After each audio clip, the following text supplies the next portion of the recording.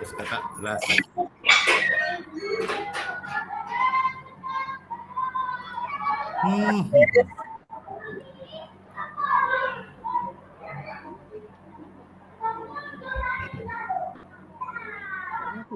Keluar lagi ya.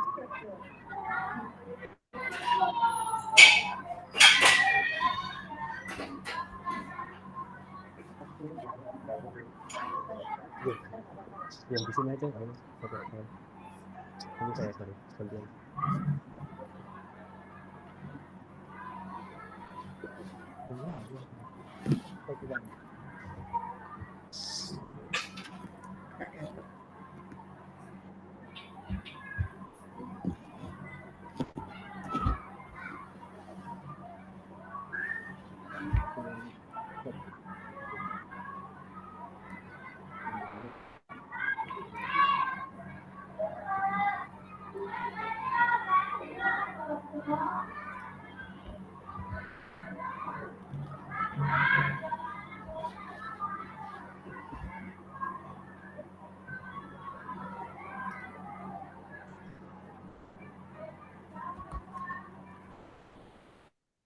Saya dimulai ya.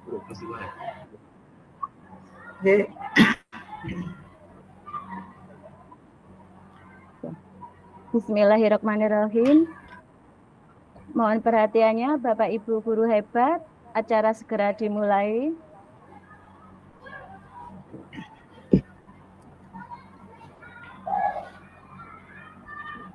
Sebelum acara dimulai, saya ingin berbagi pantun dengan Bapak Ibu guru hebat seluruh Nusantara.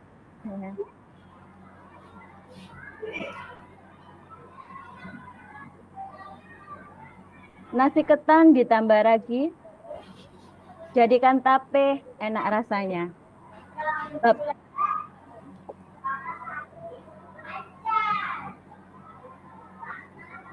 Bapak Ibu sekalian, semangat pagi, semoga selalu sehat, selalu bahagia.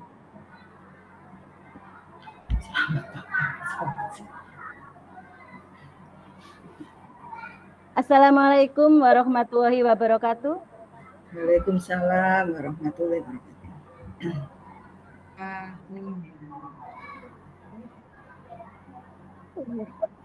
Selamat siang dan salam sejahtera untuk kita semua.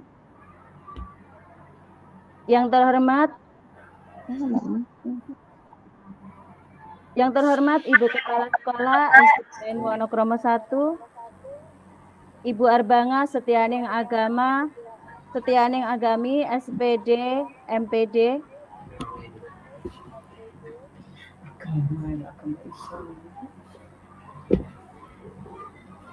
Bapak Ibu guru hebat peserta webinar seri 4 Kombel Gorwoji, Guru Wonokromo 1 yang saya hormati.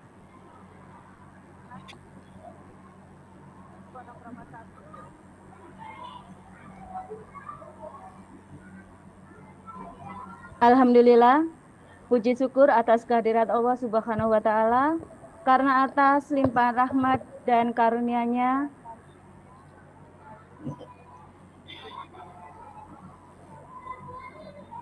pada siang hari ini kita bisa bertatap muka secara online dalam acara webinar seri keempat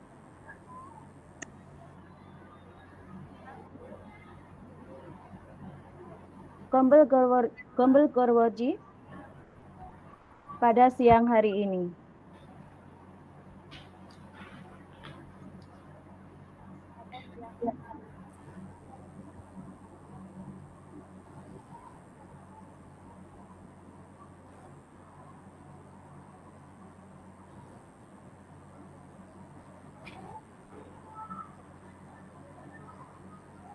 Pada hari ini mengambil tema berbagi praktek baik, implementasi disiplin positif di satuan pendidikan.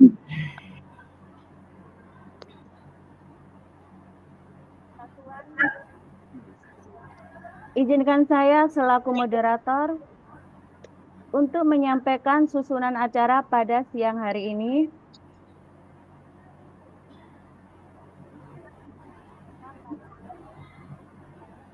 Acara yang pertama yaitu pembukaan, dilanjutkan kemudian dengan sambutan dari Kepala Sekolah SDN Wonokromo 1 yang terhormat Ibu Arbanga Setianing Agami SPD MPD.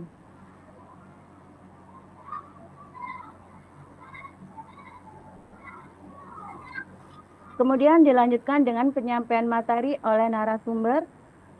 Dan selanjutnya yaitu sesi tanya jawab.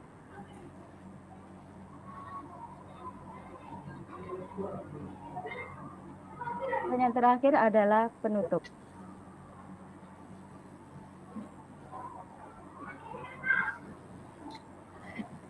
Bapak Guru hebat, marilah kita buka acara hari ini dengan bacaan basmalah bersama. Bismillahirrohmanirrohim.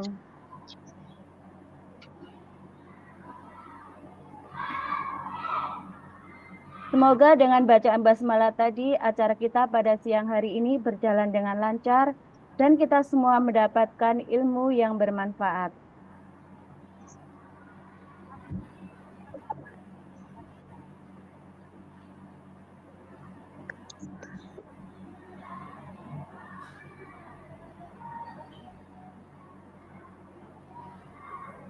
Acara inti pada siang hari ini yaitu berbagi praktek baik implementasi disiplin positif di satuan pendidikan yang akan disampaikan oleh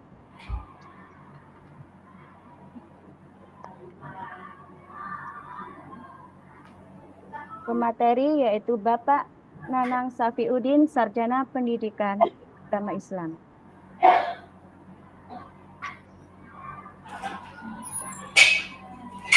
Meningkat pada acara selanjutnya yaitu sambutan oleh Ibu Kepala Sekolah Wonokromo 1.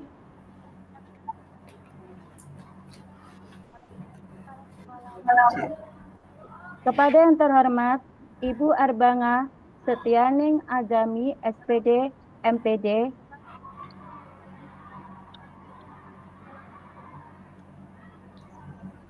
Dipersilakan. Terima kasih Bu Rinda atas waktunya. Assalamualaikum warahmatullahi wabarakatuh.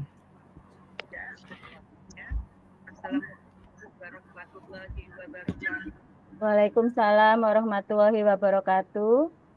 Selamat siang Bapak Ibu, salam sejahtera untuk kita semua. Kita berjumpa kembali di ruang virtual ini. Semoga sehat-sehat selalu nggih.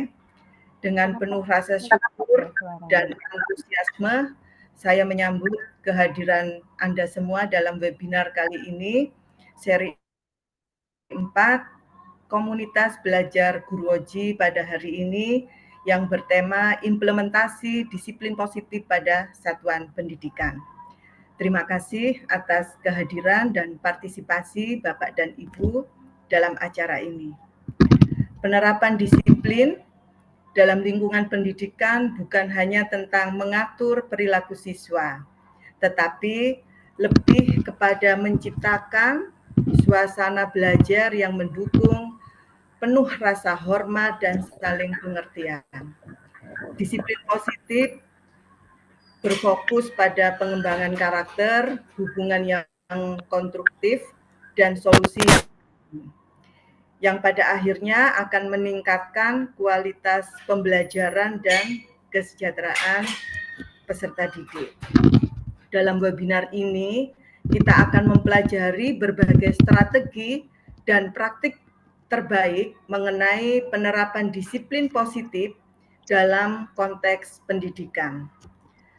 Pembicara kita hari ini adalah guru kami yang akan berbagi praktik baik, membagikan pengetahuan dan pengalaman mereka mengenai bagaimana disiplin positif dapat diimplementasikan secara efektif di sekolah. Kami berharap melalui acara ini Bapak Ibu akan memperoleh wawasan yang mendalam dan ide-ide praktis yang dapat diadaptasi dan diterapkan di satuan pendidikan masing-masing untuk menciptakan lingkungan belajar yang positif dan produktif. Terima kasih sekali lagi saya ucapkan atas kehadiran dan perhatian Bapak Ibu guru seluruh Nusantara ya. Semoga webinar ini memberikan manfaat dan inspirasi yang besar bagi kita semuanya. Kurang dan lebihnya saya mohon maaf. Saya akhiri. Wassalamualaikum warahmatullahi wabarakatuh.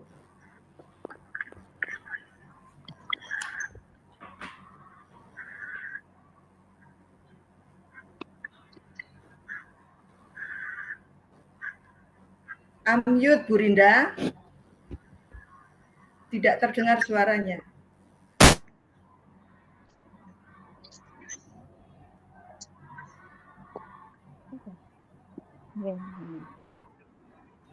Waalaikumsalam warahmatullahi wabarakatuh.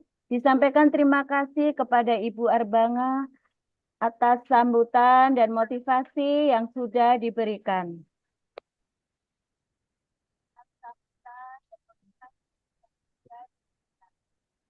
Bapak Ibu yang saya hormati, marilah kita dengarkan bersama acara pada siang hari ini.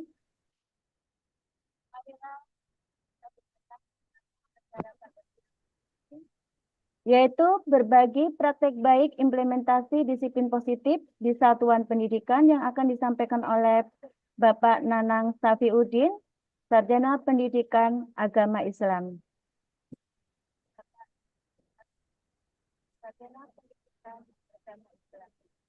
Monggo Pak Nanang dipersilakan.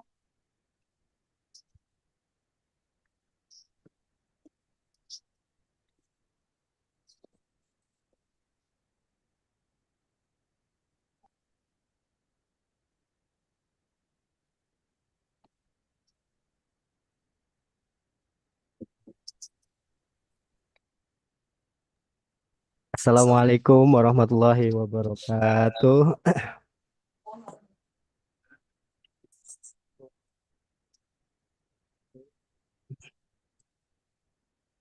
Alhamdulillahirabbil alamin wa bihi nasta'in ala umuri dunya waddin. Wassalatu wassalamu ala asrofil anbiya'i wal mursalin sayyidina wa maulana Muhammadin wa ala alihi wa sahbihi ajmain amma ba'd. Yang terhormat Ibu Kepala Sekolah SDN Wonokromo 1, Ibu Arbanga Setianing Agami SPD MPD.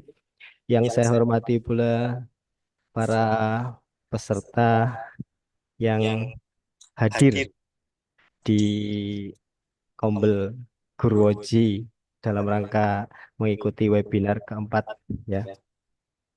Terima kasih saya ucapkan terutama kepada Ibu Kepala Sekolah SDN Wonokromo 1 Surabaya yang sudah memberikan kesempatan kepada saya untuk mempresentasikan apa yang sudah saya pelajari, yang sudah saya dapat waktu saya mengikuti kegiatan pendidikan calon guru penggerak. Bapak Ibu, ini sebentar ya. Saya kok ada suara feedback di headset saya. Saya cari dulu permasalahannya.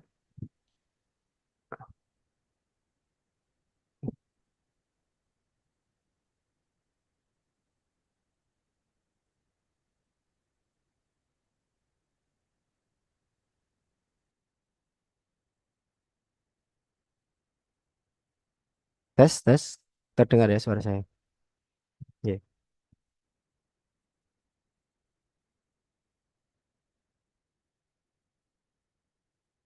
Halo? Sudah terdengar tapi kurang keras, Pak. Oke. Terima kasih Pak Kris. Jelas ya suara saya? Jelas Pak, sangat Oke. terdengar. Ya. Siap, siap. Mohon izin Bapak untuk share screen Bapak Ibu sekalian. Saya akan share screen materi tentang disiplin positif yang akan kita bahas di siang hari ini.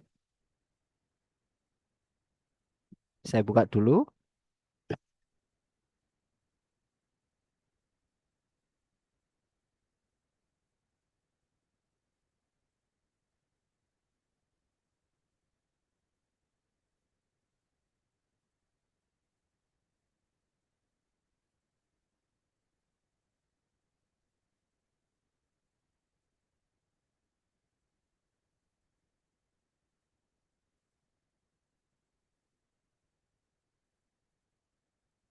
Mohon izin share screen Bapak ya.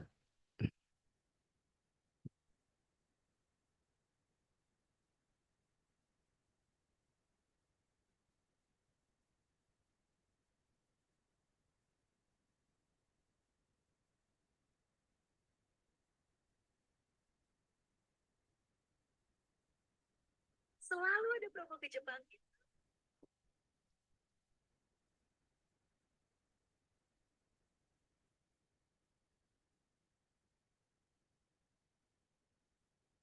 Nah, ini eh saya akan mempresentasikan tentang penerapan disiplin positif di satuan pendidikan. Bapak Ibu, konsep utama pembelajaran disiplin positif ini adalah perubahan paradigma belajar.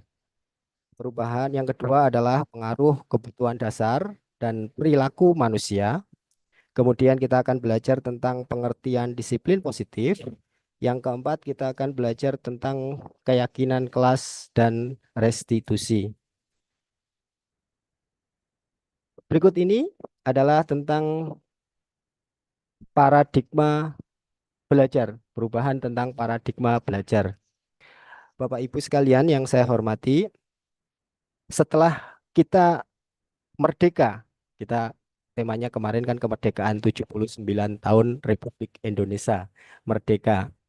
Itu banyak sekali yang menjadi sorotan, terutama tentang cara belajar serta didik di sekolah. Ya, inilah yang menjadikan kenapa kurikulum Merdeka Belajar itu harus ada. Nah, ini terkait dengan paradigma belajar. Yang mana ya dianggap bahwa sekolah itu adalah seperti biasanya yang disebutkan oleh kemarin viral itu ya Pak Presiden kita Pak Joko Widodo yang menyebutkan kalau saya melihat Istana Bogor itu seperti melihat produk kolonial. Nah, itu juga di sekolah itu juga dikatakan bahwasanya pendidikan kita itu dari dulu sampai sekarang itu masih berupa pendidikan yang kolonial. Nah, itu yang harus digeser ya paradigma tentang belajar di sekolah itu. Mengapa kok disebut berparadigma kolonial? Gini Bapak Ibu ya, sekolah itu selalu terstigmakan atau tercitrakan atau disebut sebagai penjara. Itu seringkali ada seperti itu, ya. Ada yang namanya aturan yang harus dipenuhi. Kalau aturan itu dilanggar, nanti akan ada hukuman. Nah, itu seperti semacam apa ya, semacam penjara bagi anak-anak itu. Maka dengan adanya disiplin positif ini harus digeser paradigma sekolah itu, yaitu bahwasanya sekolah itu harus dapat menyediakan lingkungan yang positif, aman, dan nyaman ya, agar siswa mampu berpikir, bertindak, dan menciptakan sesuatu dengan merdeka, mandiri, serta bertanggung jawab. Nah, itu cita-cita Ki Hajar Dewantoro sebenarnya Bapak Pendidikan Nasional kita itu dulu itu sudah mengkonsepsikan seperti itu. Tapi entah kenapa kok seiring sejalannya waktu, cita-cita dari Ki Hajar Dewantoro ini malah tidak dipakai oleh rakyat Indonesia sendiri, malah dipakai oleh kurikulum pendidikan yang ada. Ini katanya loh ya, saya hanya dengar di, di, di pelatihan itu malah dipakai di Finlandia, Bapak Ibu. Finlandia itu yang sekarang nomor satu ya, yang terbaik di dunia tentang konsep dan sistem pendidikannya. Itu ternyata malah menggunakan konsep pemikiran Ki Hajar Dewantoro tentang merdeka belajar, bahwa manusia itu memiliki kodrat alam, kodrat zaman.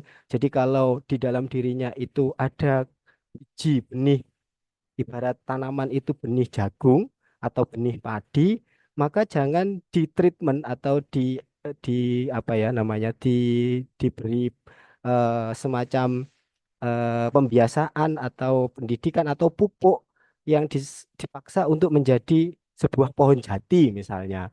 Nah, ini yang akan membuat padi itu tidak bisa tumbuh ataupun jagung itu tidak bisa tumbuh. Nah, itu filsafat dari pendidikan Ki Hajar Dewantoro. Ternyata anak serta didik, murid itu kehilangan kebahagiaannya ketika hal-hal yang ada pada dirinya, potensi-potensi pada dirinya itu dirampas oleh yang namanya sistem pendidikan. Nah, itu yang harus dibuang. Cara merampas sistem pendidikan itu beragam, bisa jadi hukuman, bisa jadi kekerasan fisik, bisa jadi bulian dan lain sebagainya. Nah, inilah yang menjadi latar belakang. Kenapa sih disiplin positif itu kok menjadi sesuatu hal yang penting sekali yang harus diterapkan di sekolah. Nah, yang kedua, perubahan paradigma belajar itu adalah bahwasanya disiplin itu sangat berkaitan dengan kontrol guru terhadap siswa. Itu harus dirubah Bapak Ibu ya. Bukan kontrol guru terhadap siswa. Nah, ini guru yang masih otoriter, tetapi apa yang harus dirubah bahwasanya perbaikan diri seseorang atau perbaikan diri murid itu ya dari dirinya sendiri. Nah, itu yang ditanamkan di disiplin positif itu seperti itu. Nah, itu di perubahan paradigma belajar ya. Eh, ini hanya sekedar tawaran konsep Bapak Ibu. Kalau memang tidak setuju atau tidak dipakai ya enggak apa-apa. Nanti kita bisa didiskusikan di apa nanti di sistem di waktu tanya jawab ya Bapak Ibu. Nah, eh, ini paradigma teori kontrol ya yang dikutip oleh oleh para penggagas di kurikulum Merdeka itu dari teorinya Glasser ya, William Glasser. Bahwa di William Glasser itu mengatakan bahwasanya terdapat ilusi yang ada di dunia pendidikan. Ilusi itu apa ya? Semacam sesuatu yang dianggap betul, padahal itu salah. Nah, itu tidak benar atau tidak sesuai dengan kenyataan. Nah, itu yang dipakai oleh teori kontrolnya William Glasser ini. Ya, kita bahas satu persatu ya Bapak Ibu ya. Tentang ilusi guru mengontrol murid. Nah, bahwasanya guru itu punya hak sepenuhnya untuk memaksa murid melakukan sekehendak hati guru. Nah, seperti itu. Ya, ini sebenarnya ilusi Bapak Ibu ya. Guru itu kadang itu di kelas itu berlagak, ya maaf ya, berlagak seperti seorang mandor, tukang yang memaksa murid untuk melakukan sesuatu, kalau tidak mau dihukum, kalau tidak mau dipaksa dan lain sebagainya, harus manut kepada guru. Nah, ini ternyata menurut teori kontrolnya William Glasser tidak seperti itu ya. Ternyata murid itu malah tidak menjadi semakin semakin mandiri, semakin merdeka dalam belajarnya, tetapi semakin tertekan dan terjajah. Terjajah oleh siapa? Ya oleh guru. Nah, itu kembali lagi ke situ. Makanya merdeka itu sebenarnya kan merdeka dari penjajahan, katakanlah seperti itu. Ternyata selama ini guru masih menganggap bahwa dirinya itu punya hak penuh terhadap hidup murid. Padahal tidak seperti itu. Ya, yang kedua, ilusi bahwa semua penguatan positif, efektif, dan bermanfaat yang mengatakan bahwasanya pembiasaan-pembiasaan yang ada di sekolah, terus kemudian apa ya, hal-hal yang terkait dengan aturan, punishment, reward dan lain sebagainya itu dianggap bermanfaat, efektif di sekolah. Nah, itu juga merupakan sebuah ilusi kalau menurut teorinya William Glasser ini ya. Kemudian ilusi bahwa kritik dan membuat orang bersalah itu dapat menguatkan karakter. Nah, kadang kan sering kita di kelas itu menganggap, hei, kenapa kamu terlambat? Dengan kamu terlambat itu kan akhirnya banyak siswa yang terugikan oleh dirimu karena pembelajaran tidak dimulai karena menunggu kamu terlambat. Nah, mengatakan kritik seperti itu kepada peserta didik itu ternyata malah tidak membuat peserta didik kuat karakternya.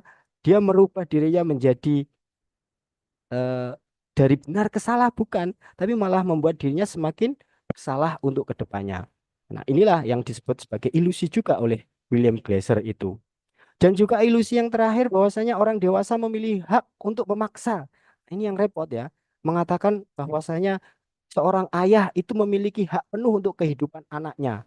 Maka anak itu harus manut tuntutan ayahnya.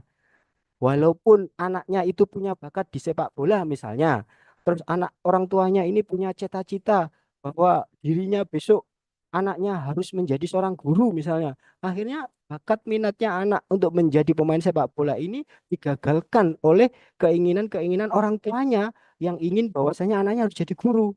wah nggak boleh jadi pemain bola itu apa? Jadi guru aja. Nah, itu kadangkala masih menjadi mindset berpikirnya orang-orang yang ada di lingkungan kita bahwasanya orang tua itu punya hak untuk masa depan anak. Nah, ini yang menjadi ilusi di teori teori kontrolnya paradigma William Glasser ini. Nah, inilah yang menjadi semacam keresahan-keresahan di lingkungan dunia pendidikan itu. Nah, maka harus dirubah Bapak Ibu paradigma stimulus dan respon menjadi teori kontrol. Eh, kita memang dari dulu itu pola pikirnya memang masih dikuasai oleh pemikiran stimulus respon ya. Saya masih ingat dulu itu kalau ada filsafat pendidikan yang behavioristik bahwasanya eh, perilaku manusia itu dilakukan karena adanya pembiasaan-pembiasaan itu tokohnya kalau nggak salah dulu itu Pavlov kalau nggak salah saya waktu belajar Trondik dan Pavlov itu yang prakteknya ke seekor tikus kalau nggak salah. Tikus itu diberi stimulus, diberi makanan di mana, terus dia akan mencari jalan gimana caranya bisa menemukan makanan itu. Maka di situ ada sistem yang namanya eh, apa namanya ini teori behavioristik yang dimunculkan, teori perilaku perubahan yang dimunculkan karena adanya pemberian reward yaitu makanan berupa makanan atau punishment ketidaknyamanan seseorang. Seseorang merasa tidak nyaman kalau melakukan kesalahan, maka dia berusaha untuk tidak mengulanginya lagi dan atau seseorang akan mengulangi perbuatan-perbuatan itu kalau dia dapat sesuatu yang enak. Nah, itu teori stimulus respon ya. Nah, teori stimulus respon ini yang ditolak oleh Glasser itu bahwasanya di stimulus respon itu kita mencoba mengubah orang agar berpandangan sama dengan kita. Nah, ini dirubah menjadi teori kontrol bahwasanya kita berusaha memahami pandangan orang lain tentang dunia ini ya. Jadi akhirnya teori kontrol ini benar-benar membuat seseorang itu unik. Artinya berbeda-beda antara satu dan lainnya. Tidak ada yang namanya keseragaman. Jika seseorang itu diseragamkan, maka yang terjadi adalah orang itu akan kehilangan kebahagiaannya sendiri. Itu katanya loh ya, katanya teori kontrol ini. Yang kedua, kalau stimulus respon, perilaku buruk dilihat sebagai suatu kesalahan. Nah, tapi kalau teori kontrol, ini ternyata tidak semua perilaku yang dilakukan oleh manusia, baik buruk atau benar salah, itu selalu memiliki tujuan tertentu. Selalu ada hikmah di situ. Nah, itu yang dirubah dari perubahan paradigma stimulus respon dan teori kontrol ini. Terus ini yang ketiga, orang lain bisa mengontrol saya. Jadi ya ini tentang kontrol seseorang ya, diri seseorang. Kadangkala orang itu apa ya? Dikontrol oleh keadaan. Misalnya kebahagiaan seseorang misalnya ya. Orang itu kadangkala itu merasa bahagia, merasa senang. Misalnya saya sebagai guru ini. Sebagai guru itu merasa bahagia, merasa senang kalau di hari Sabtu Minggu misalnya karena waktu itu libur. Berarti kalau dilogikakan Senin sampai Jumat itu saya menderita. Nah, itu disebut sebagai bahwa orang lain atau sesuatu di luar diri lah yang membuat saya itu menjadi tidak bahagia. Kalau teori kontrol ini ternyata hanya Anda yang bisa mengontrol diri Anda sendiri untuk melakukan sesuatu, untuk menentukan sesuatu, bahkan untuk kebahagiaan yang ada di dalam diri kita sendiri itu ternyata kita. Tinggal kita mengubah cara pandang kita terhadap hari Senin itu saya bahagia, hari Selasa bahagia, hari Rabu bahagia, maka kita akan mengalami kebahagiaan di 7 hari itu. Nah, itu adalah teori kontrol bahwasanya tidak bukan apa ya, bukan bukan di luar diri yang yang bisa mengontrol saya, tapi dalam diri sendiri. Terus kemudian stimulus respon itu saya bisa mengontrol orang lain nih, poin keempat ini. Tidak bisa ternyata. Ya, saya di teori kontrol ini yang bisa mengontrol diri kita sendiri itu adalah ya diri kita sendiri, bukan orang lain. Ya, itu teori kontrol. Terus kemudian stimulus respon itu ada pemaksaan, ada pada saat bujukan gagal. Lek lek dibujuk, ayolah nak, sekolah nak, misalnya misalnya ada anak yang malas sekolah ya. Ayolah nak, masa sekolah lah nak. ketika dibujuk, nanti tak beri hadiah, nanti tak beri tak belikan mainan misalnya. Ternyata dia tidak mau sekolah, maka yang terjadi adalah pemaksaan atau dipaksa, dipukul dan lain sebagainya. Nah, ini yang di teori kontrol itu dirubah ya, tidak seperti itu. Teori kontrol adalah kolaborasi dan kesepakatan menciptakan pilihan-pilihan baru. Ini teori kontrol seperti itu. Tadi saling saling ya apa sekolah, tapi kesepakatannya bagaimana, berangkat jam berapa, diantar siapa, bersama siapa, itu teori kontrol seperti itu. Nah, itu terkait perubahan paradigma belajar ya, tadi seperti itu ya. Nah, Bapak Ibu, ini saya akan menjelaskan tentang realita masyarakat ya, realita masyarakat yang ada di sekolah kita ya, yang ada di sekolah kita, maaf maaf, maaf. Realita kontrol guru di sekolah dan masyarakat ya, Bapak Ibu ya. Nah, ini terkait dalam kekerasan dalam wujud hukuman. Masih banyak norma sosial dan praktek budaya yang menyebabkan rentan terjadinya kekerasan terhadap anak. Nah, ini ada salah satu survei ya dari ICRW yang mengatakan bahwasanya guru itu percaya hukuman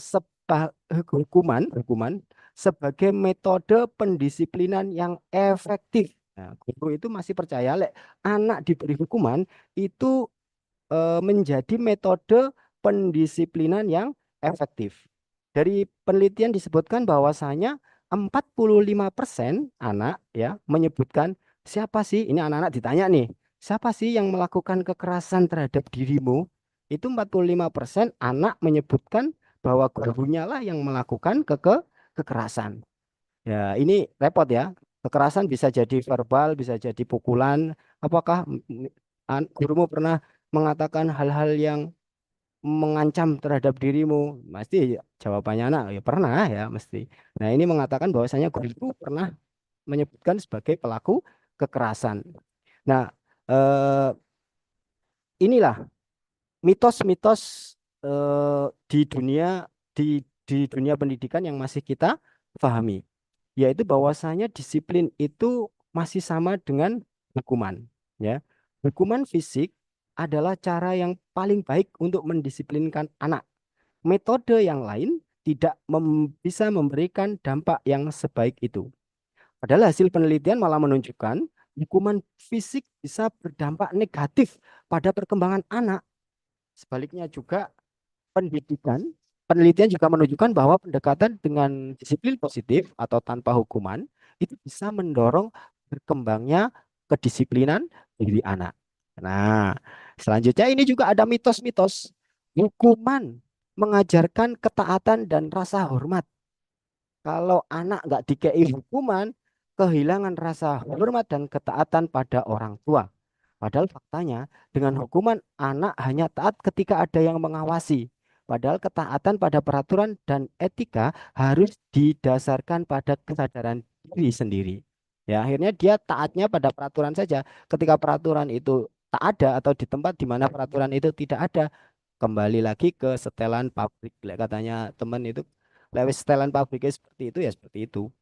Di ujung rotan ada emas, ada sebuah peribahasa ya. Dipukul anak itu menjadi baik. Nah, memang benar bahwa prinsip yang digunakan orang tua dulu kita ya, ini saya mengalami ya, orang tua saya tidak pernah memukul saya, tapi guru saya dulu sering.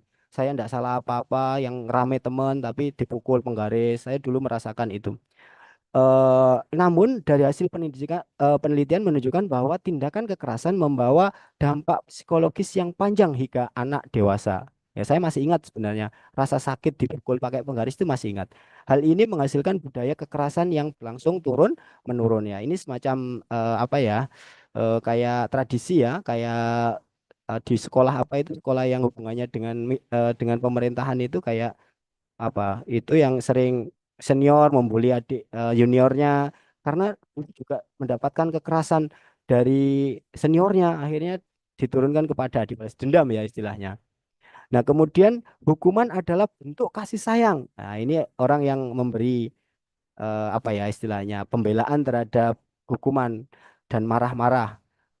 Itu kalau marah ke kamu itu bentuk kasih sayang. Kamu tak hukum itu bentuk kasih sayang. Nah, ada seperti itu. Anak yang ku kasih dan ku hajar dan juga ku didik. Padahal faktanya dari hasil penelitian menunjukkan bahwa hukuman berdampak negatif bagi perkembangan anak, baik dalam jangka pendek maupun jangka panjang. Hal ini yang menunjukkan bahwa hukuman bukanlah bentuk kasih sayang. Mendidik dan mengajar anak tidak harus dengan hukuman dan kekerasan.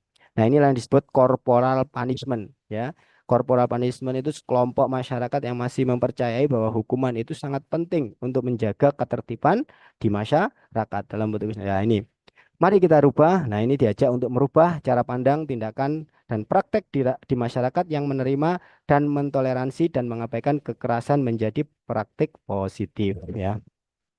Nah, stop kekerasan yang berdampak negatif pada diri anak menjadi rendah diri, kemudian dampak sosialnya suka melanggar hukum, malah malah seringkali anak-anak itu mengatakan di medsos itu saya baca itu aturan dibuat untuk dilanggar. Nah, gitu itu dampak negatif sekali ya. Dan juga dampak ekonomis yang merubah apa kekerasan itu bisa mengurangi produktivitas dan lain sebagainya. Nah, tapi gitu anak. Ini yang terjadi miskonsepsi di masyarakat ya. Sekarang zamannya sekolah tidak jahat pada anak. Sekarang sekolah harus positif, tidak memberi hukuman kepada anak. Nah, tapi yang terjadi itu malah pembiaran, Bapak Ibu. Guru-guru tidak memukul anak, guru-guru tidak mendisiplinkan anak, tapi karena tidak ya apa ya, karena belum belum sekarang nggak boleh memukul anak misalnya, tapi dibiarkan. Saya pernah pengalaman di salah satu sekolah ya, waktu itu guru agamanya temannya saya sendiri itu berkata bilang gini, inilah Pak, lihat sendiri anak-anak kita ini. Ini adalah produk dari kurikulum Merdeka. Saya lihat anaknya Bu, itu pencilaan, lari-lari ke sana kemari. Nah, itu yang disalahkan kurikulumnya. Dikatakan bahwasanya itulah produk kurikulum Merdeka, bahwa guru tidak boleh memukul, guru tidak boleh berteriak kasar, tidak boleh. Nah, ini miskonsepsi yang terjadi di masyarakat itu seperti itu ya. Bahwa kalau tidak ada hukuman berarti dibiarkan. Nah, ini yang menjadi miskonsepsi. Malah kasihan anak-anaknya ini, membiarkan anak-anak melakukan hal sekendak hatinya. Inilah yang menyebabkan penerapan disiplin positif itu menjadi sia-sia atau gagal ya. Nah, ini yang menjadi apa PR kita semua. Kita harus benar-benar memahami kalau tidak ada hukuman, tidak ada marah-marah, tidak ada bentakan, tidak ada ancaman fisik maupun emosional. Terus apa yang mau dilakukan guru? Nah, ini seringkali guru miskonsepsi di situ ya. Dibiarkan, dibiarkan, dibiarkan. Akhirnya yang terjadi adalah malah semakin brutal anak-anaknya. Nah, ini mengapa disiplin positif itu perlu ya? Melalui penerapan disiplin positif, ini ada 5 jawab apa 5 alasan mengapa disiplin positif ini perlu. Melalui penerapan disiplin positif, kekerasan pada anak itu menjadi berkurang. Kemudian berdampak positif pada perkembangan karakter anak seperti disiplin, social skill, dan bertanggung jawab. Juga disiplin positif itu berdampak positif bagi hasil belajar anak. Kemudian berkurangnya perilaku sosial yang negatif seperti tawuran, melanggar hukum, konsumsi obat, dan minuman terlarang. Terus guru dan orang tua memiliki cara yang lebih baik dalam mengajarkan kedisiplinan. Nah, apa sih disiplin positif itu? Nah, Bapak Ibu, ini ya. Disiplin positif itu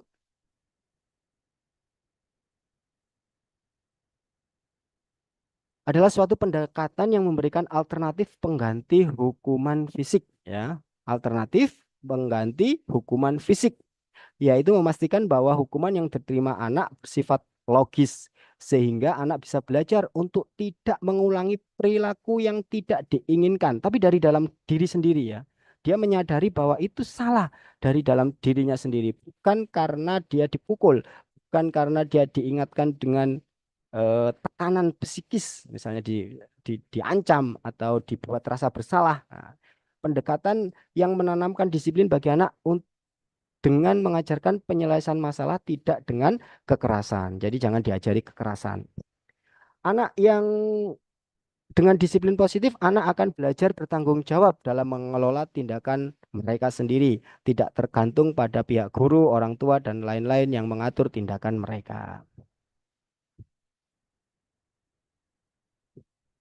Nah, itu tentang disiplin positif. Oh, sebelum masuk ke disiplin positif, Bapak Ibu, ini kita perlu sekali, ini tentang eh, kebutuhan dasar manusia.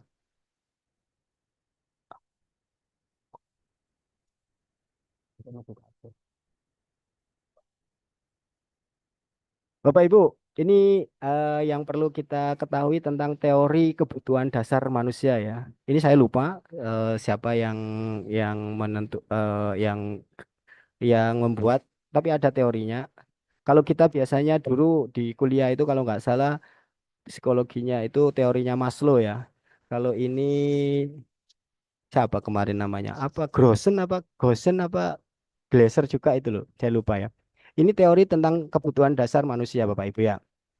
Bahwa eh, manusia itu ketika hidup di dunia ini ya, itu ternyata dia melakukan sesuatu itu di drive.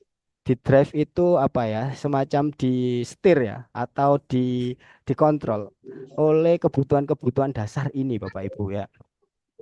Yang pertama, eh, kebutuhan tengah-tengah ini ya, di tengah ini, yang bundar ini. Ternyata manusia itu melakukan sesuatu itu untuk bertahan hidup, untuk survival. Misalnya Bapak Ibu eh, tidak sengaja, bukan tidak sengaja ya, apa ya istilahnya, nyamil, makan, minum. Itu ternyata didorong oleh apa? Kebutuhan untuk survive, untuk bertahan hidup. Nah, kemudian misalnya Bapak Ibu bermain, nah loncat sana, loncat sini, engklek, itu pengen yang namanya dapat kesenangan. Nah, jadi 5 teori kebutuhan manusia ini itu. Terus kemudian kebebasan, ya kebebasan itu ingin memilih, membeli apa, membeli itu, nah, itu namanya eh, kebebasan. Kemudian cinta kasih dan juga penguasaan. Jadi ada 5 teori kebutuhan dasar. Ini tujuannya apa sih Bu kita mengetahui ini? Tujuannya itu ternyata ketika kita menemukan anak yang bermasalah, itu kita harus benar-benar kenapa sih anak ini melakukan itu? Kebutuhan dasar apa yang belum terpenuhi di dirinya? Ah, gitu. Saya merasakan sendiri Bapak Ibu, ketika di kelas satu ya kelas satu ya, kelas satu itu ada anak yang ya Allah diajak untuk belajar, diajak untuk berdoa, membaca itu wangel, intinya pencolotan ngalor ngidul ngalor ngidul. Terus kemudian saya teliti ya, kenapa? Teori kebutuhan dasar apa anak ini yang kurang dari dirinya? Ternyata dia tidak punya sosok ayah di rumahnya. Ibunya itu broken home gitu, ayahnya pergi.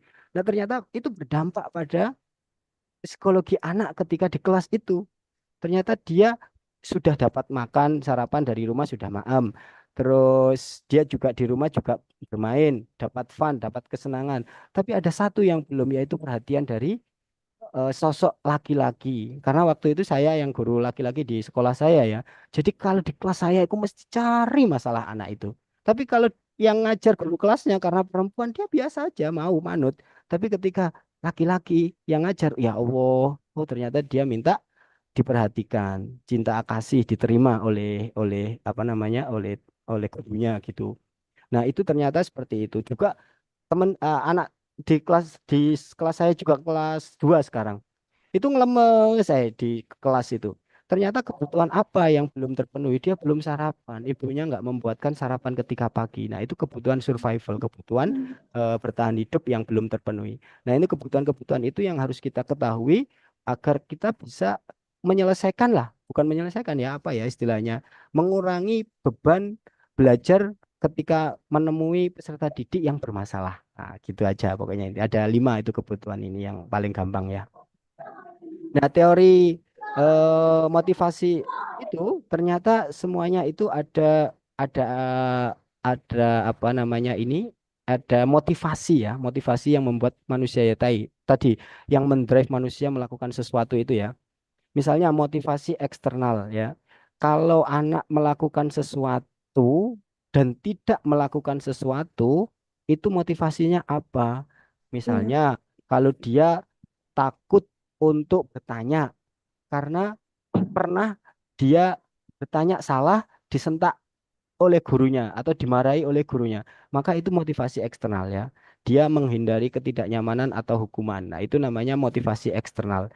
Kalau untuk mendapatkan imbalan, itu juga termasuk motivasi eksternal. Nah, ini teori tentang motivasi diri ya, bahwasanya segala sesuatu yang ada hubungannya dengan di luar dirinya itu disebut motivasi eksternal. Tetapi tujuan disiplin positif itu adalah agar seseorang itu menjadi dirinya sendiri.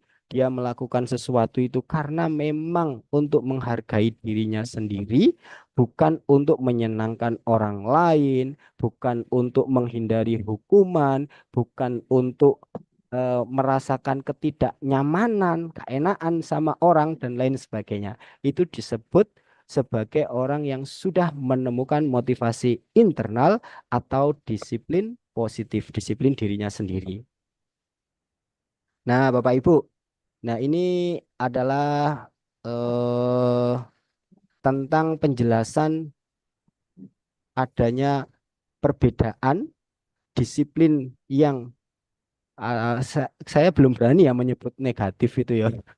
Nanti kalau saya menyebut disiplin negatif ini kok kelihatannya di kepolisian juga hubungannya dengan hukuman dan lain sebagainya. Ya, anggap aja ini ada mengatakan dipetakan ya ini. Ini adalah tabel yang memetakan antara identitas gagal, identitas manusia yang tidak diterima oleh masyarakat, hubungannya negatif, dan identitas yang sukses yang bisa diterima masyarakat untuk menuju kepada kebaikan. Yang pertama ini hukuman Bapak itu. Yang paling kiri ini identitas gagal ini hukuman ya. Hukuman ini negatif. Hukuman negatif. Semuanya negatif. Di tengah-tengah hukuman itu ada disiplin yang ada konsekuensi dan restitusi. Jadi di disiplin positif itu saya jelaskan, saya sampaikan lagi, kalau di disiplin positif itu yang menjadi musuh utama ya, musuh utama ya, kayak musuh apa eh, apa ya istilahnya, sesuatu yang harus dihindari ya, itu adalah hukuman itu, karena hukuman itu menjadi sesuatu yang menyakitkan, tidak nyaman, korban menjadi apa ya, menjadi tidak adil ya, kemudian sistemnya juga akan berlanjut terus menerus. Terus kemudian akhirnya membuat murid itu seperti tadi teori kebebasan itu, murid akan membenci peraturan. Nah, ini yang disebut sebagai disiplin yang ada hubungannya dengan hukuman. Di antara hukuman itu kemudian ada namanya konsekuensi. Nah, konsekuensi ini adalah bahwasanya murid harus memahami ketika dia melakukan sesuatu itu tujuannya apa. Ketika tujuannya itu tidak sesuai dengan apa ya istilahnya identitas idealitas sosial, itu dia harus melakukan perbuatan untuk mengatasinya. Ya, sambil contoh misalnya, ketika seseorang mencoret-coret buku temannya, membuat kelas gaduh, ya kan? Ada seorang anak mencoret-coret buku temannya sehingga membuat kelas gaduh, maka ketika guru yang suka menghukum, maka langsung bilang gini, kamu membuat onar, keluar dari kelas. Nah, misalnya, kalau guru yang membuat konsekuensi, yang suka membuat konsekuensi, itu ketika ada muridnya yang mencoret-coret kelas, mencoret-coret apa namanya ini bukunya temannya, konsekuensinya harus membersihkan ya, harus membersihkan apa ini namanya coretanmu itu harus bersih. Nah, gitu. Kalau yang terakhir ini adalah restitusi. Ini yang dikatakan positif ya. Restitusi ini yang paling positif. Kalau hukuman negatif, eh, apa namanya ini konsekuensi netral, terus restitusi ini yang paling positif katanya seperti ini menurut teori ya. Restitusi ini adalah bagaimana caranya peserta didik ini termotivasi dari internal bahwa apa yang dilakukannya itu adalah sesuatu yang salah dan dia harus memperbaikinya itu. Nah, itu yang harus ditanamkan. Jadi kalau konsekuensi itu dia tahu dia salah, dia siap konsekuensi. Tapi kalau restitusi ini dari dalam dirinya dia mencoba untuk melakukan perbaikan dari konsekuensi itu dan kedepannya tidak apa ya tidak akan melakukan itu lagi lah istilahnya, tapi dari dalam diri, bukan karena ketidaknyamanan ya, bukan dari hukuman dan lain sebagainya. Nah, ini ada coba kita berlatih sama-sama ya, kita untuk benar-benar memahami tentang perbedaan antara konsekuensi, hukuman, dan restitusi. Misalnya ini Bu, nomor 1, lari mengelilingi lapangan basket 2 kali karena terlambat hadir di sekolah. Nah, ini kalau eh, kebiasaan kita dulu di SMA sering saya seperti ini, terlambat disuruh lari, disuruh mengelilingi lapangan ketika terlambat hadir ya. Ini ternyata kalau dalam teorinya ini disebut sebagai hukuman Bapak Ibu. Karena tidak ada hubungannya antara terlambat dan lari. Kecuali lah olahraga, boleh saja ya, tidak ada. Jadi istilahnya kalau hukuman itu ngawur gitu loh. Ngawur kayak hukuman itu ngawur pokoknya. Kalau membersihkan coretan yang dibuatnya di meja tulis. Nah, misalnya ini seperti yang dipelajari tadi ini hubungannya dengan konsekuensi ya. Nah, ini konsekuensi ya. Terus kemudian murid diminta untuk push up 15 kali karena tidak menggunakan masker ke sekolah. Nah, apa hubungannya tidak menggunakan masker dan push up ini? Ini kan nggak ada hubungannya ya. Ini berarti hukuman ya. Terus kemudian menggantikan kertas tugas teman yang telah dicoret-coret. Nah, ini kan dia eh, melakukan kesalahan, tugasnya menggantikan kertas. Nah, ini disebut konsekuensi ya. Berjemur di lapangan basket pada pukul 12 siang karena mengobrol dengan teman. Wah, apa hubungannya ngobrol? Manusia punya mulut, ngobrol nggak boleh, malah dijemur di lapangan basket ya. Ini apa hubungannya ya? Hukuman ya ini berarti ya. Terus murid diminta bertelanjang kaki sepanjang hari karena tidak menggunakan sepatu warna hitam sesuai peraturan sekolah. Lah ya, apa hubungannya sepatu hitam dengan prestasi sekolah itu apa hubungannya ya? Ya ini menjadi sesuatu yang apa ya istilahnya nggak logis gitu loh kalau hukuman dan konsekuensi itu diterapkan ya. Ini hukuman ya termasuk hukuman. Sering kan kita di sekolah dulu ketika SMA, saya sering dulu soalnya berdiri di depan kelas sambil mengangkat kaki satu karena tidak bisa menjawab pertanyaan. Lah wong gak iso jawab pertanyaan kok malah dihukum, nggak diajari ya. Ini berarti hukuman. Nah, Bapak Ibu itulah praktek-praktek yang sering kali kita merasakan itu saya dulu. Entah Bapak Ibu mungkin sudah tumbuh di lingkungan yang positif ya mungkin ya. Jadi belum belum merasakan itu. Saya dulu sering ketika masih masih sekolah dulu masih sering itu. Saya dipukul, saya dihukum yang saya sendiri tidak tahu salah saya apa dulu itu. Masih sering seperti itu. Tapi alhamdulillah lah bapak guru kita, ibu-ibu guru kita terdahulu itu mungkin karena ikhlas ya, ngajar itu ikhlas. Jadi ya hasilnya juga juga muridnya dulu itu ya kita lihat ya baik-baik gitu. Nah, ini Bapak Ibu, posisi kontrol guru.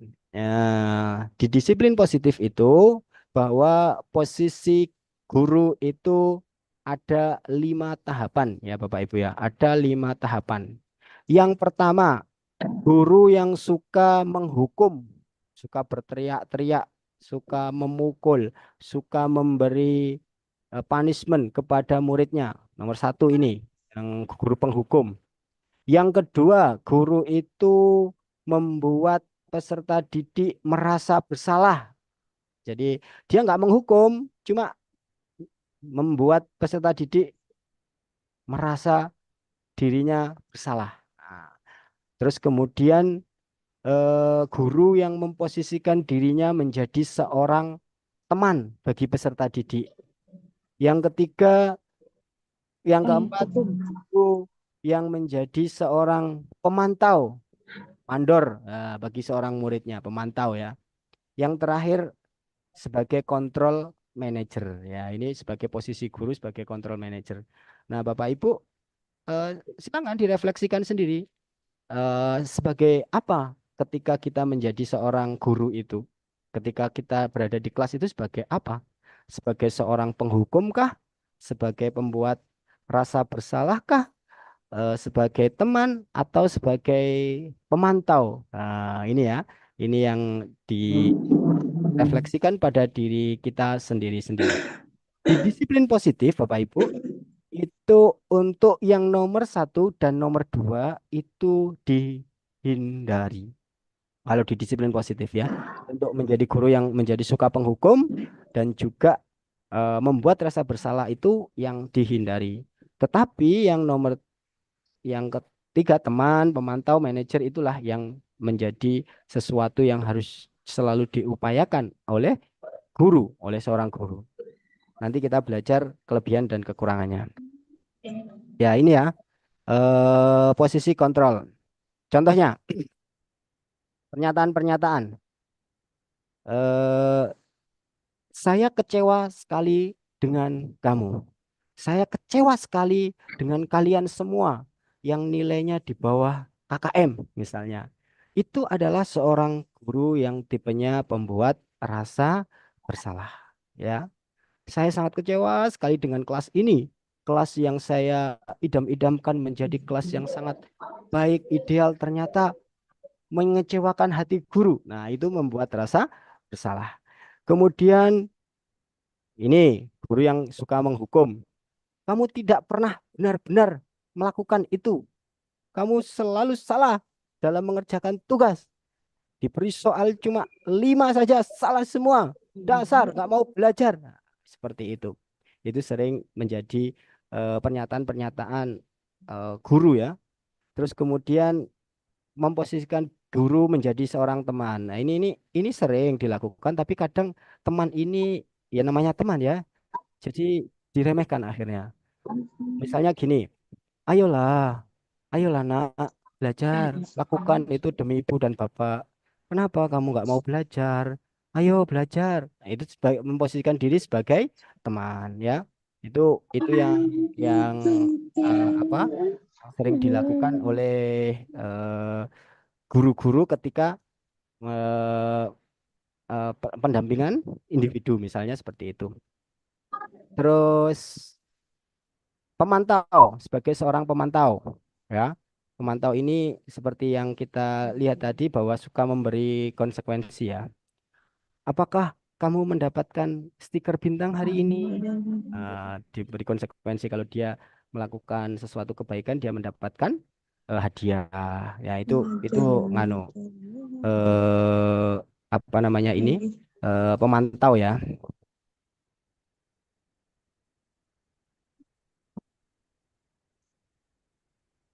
Eh, Alhamdulillah masih 66 mohon izin ya, Pak Ibu.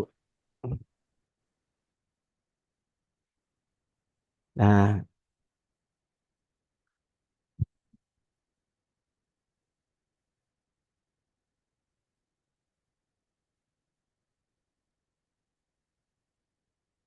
terus kemudian penghukum, tipe penghukum ini ya. Kamu selalu hadir yang paling terakhir sebagai penghukum ya. Nah, ini Bapak Ibu bahwasanya sebagai seorang guru itu harus berusaha menjadi identitas membawa peserta didik untuk menjadi orang yang punya identitas sukses ya, bukan sebagai orang yang identitas gagal. Ya, identitas sukses itu adalah seseorang yang bisa melakukan kedisiplinan itu dari diri sendiri, ya Bapak Ibu ya, dari dalam diri sendiri, bukan dari luar, bukan dari eksternal, bukan dari faktor eksternal. Ya, saya baru tadi pagi itu melihat YouTube, Bapak Ibu, itu muncul di slide shot saya itu wawancara Gus Dur ya, Gus Dur almarhum Gus Dur dengan salah seorang presenter di TV itu bertanya Gus Dur itu, ya ditanya, Gus Dur, apakah Indonesia akan lolos Piala Dunia? Nah, gitu. Gus Dur itu dengan santai menjawab, eh, belum. 10 tahun lagi Gus Dur, belum bisa lolos. 20 tahun lagi Gus Dur, belum bisa lolos. Kenapa Gus Dur kok belum bisa lolos? Karena kita belum punya disiplin. Bilang gitu Gus Dur itu. Jawabannya itu sederhana tapi benar-benar Iya ya. Jadi kita lihat saja di Indonesia itu ya, kita bersaing dengan luar negeri itu kan susah dalam hal sepak bola, dalam soal prestasi dan lain sebagainya. Karena apa? Karena ternyata kita itu juga belum bisa disiplin, disiplin dalam arti mengontrol diri kita sendiri gitu. Kalau dari luar itu gampang. Kalau ada hukuman, ibaratnya kalau dulu saya ibaratkan waktu mau mengerjakan skripsi gitu ya. Kalau masih lama itu santai-santai, tapi kurang 2 hari 3 hari baru semangat ngerjakan, wis beres. Nah itu ternyata masih masih bermental inlander apa ya, bermental dijajah oleh Belanda katanya. Kalau nggak digepuki, nggak dipecuti, nggak gelem mergawe, katanya seperti itu. Kita belum bisa menjadi orang yang pekerja keras, semangat, tapi dari diri sendiri bukan dari luar, tidak harus di tunggoni bose, gak harus dipecuti oleh kepala apa kepala apa jenenge iki mandore istilahnya. Itu belum mau melaksanakan dengan baik, belum mau melaksanakan dengan sungguh-sungguh karena identitas kita itu masih identitas gagal ya, yaitu bahwa melakukan sesuatu harus dari luar, harus diseneni sik baru melaksanakan tanpa ada dalam diri sendiri untuk melakukan itu, motivasi eksternal dari dalam itu. Nah, seperti ini ya. Ini contoh kata-kata kita sebagai seorang guru di kelas itu bisa dianalisa sendiri, saya ini termasuk siapa ya. Nah, gitu ya. Nanti kalau kita suka menghardik, menunjuk-nunjuk, menyakiti, menyindir-nyindir murid ya itu termasuk penghukum, tipe guru yang suka menghukum. Terus hasilnya apa? Muridnya itu ini contohnya memberontak, menyalahkan orang lain. Ini kejadian ini bisa dijadikan untuk parenting kita juga ya. Ternyata anak yang suka bohong itu karena dia tahu anaknya pintar, karena dia tahu kalau saya berkata jujur, saya akan dihukum oleh bapak dan ibuku. Maka dia memilih untuk bohong. Nah, itu ternyata hasilnya seperti seperti itu ya Bapak Ibu ya. Terus kemudian dia tidak memiliki pemahaman tentang dunia yang berkualitas. Nah, istilahnya, oh, maksudnya dunia berkualitas itu gak penting. Nah, itu mesti produk dari pendidikan yang pernah dilakukan oleh orang tuanya karena dihukum. Itu, karena dia menganggap itu tidak penting. Nah, tapi kalau kita langsung loncat Bapak Ibu ya, tidak melalui teman, kita langsung ke manajer ini, ke manajer. Identitas berhasil sukses versi seorang guru yang menjadi control manager. Ya, itu ketika ada murid melakukan suatu kesalahan, ini tidak langsung dihukum, tapi dilakukan proses mengajukan pertanyaan-pertanyaan, melakukan refleksi, kemudian melakukan introspeksi diri lah istilahnya, bahwasanya murid itu melanggar keyakinan dirinya sendiri, melanggar apa yang sudah dipelajarinya selama ini. Nah, bagaimana juga apa yang harus dilakukan ke depannya untuk memperbaiki masalah itu. Nah, tapi terlebih dahulu tidak langsung disalahkan. Kamu salah ya? Kamu melanggar apa ya? Bukan. Tapi melalui penguatan identitas dulu. Jadi murid lek salah, ojo disalahno, tapi dibenerno sik biar dia tenang dulu identitas sosialnya, identitas dirinya bahwa dia bukan orang yang bermasalah. Misalnya murid menjatuhkan gelas dar gitu. Itu tipe penghukum langsung disalahno, dipisui, dikai hukuman konsekuensi. Tapi kalau tipe manajer itu ditenangkan dulu. Setiap orang pasti pernah punya kesalahan. Setiap orang pernah melakukan salah, ditenangkan dulu identitasnya. Terus kemudian dicari-cari apa yang diyakininya, apa yang akan intinya menguatkan pribadinya dulu. Nah, ini nanti ke depannya dari hasil seorang guru yang menjadi kontrol manajer ini murid bisa meletakkan dirinya sebagai individu yang positif dalam dunia berkualitas. Nah, ini ya, seperti itu ya katanya.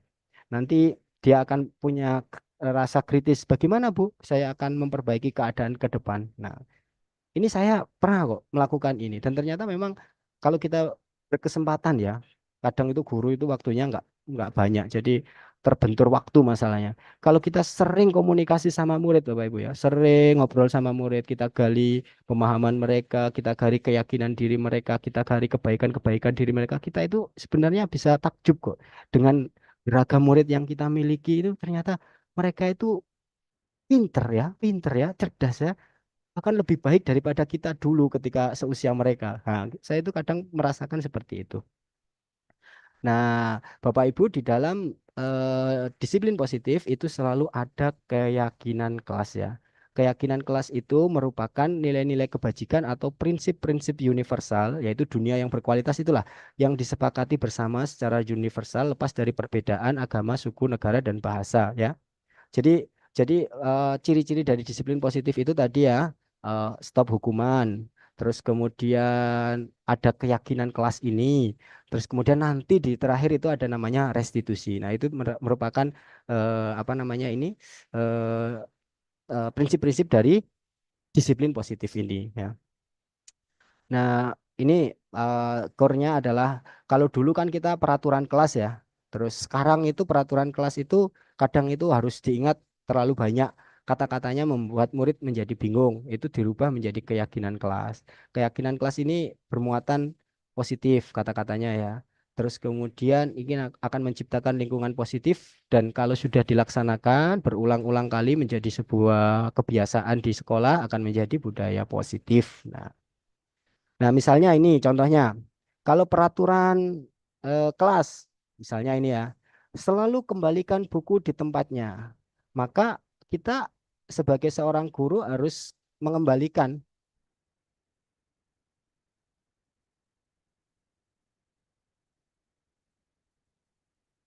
Kok hilang ini?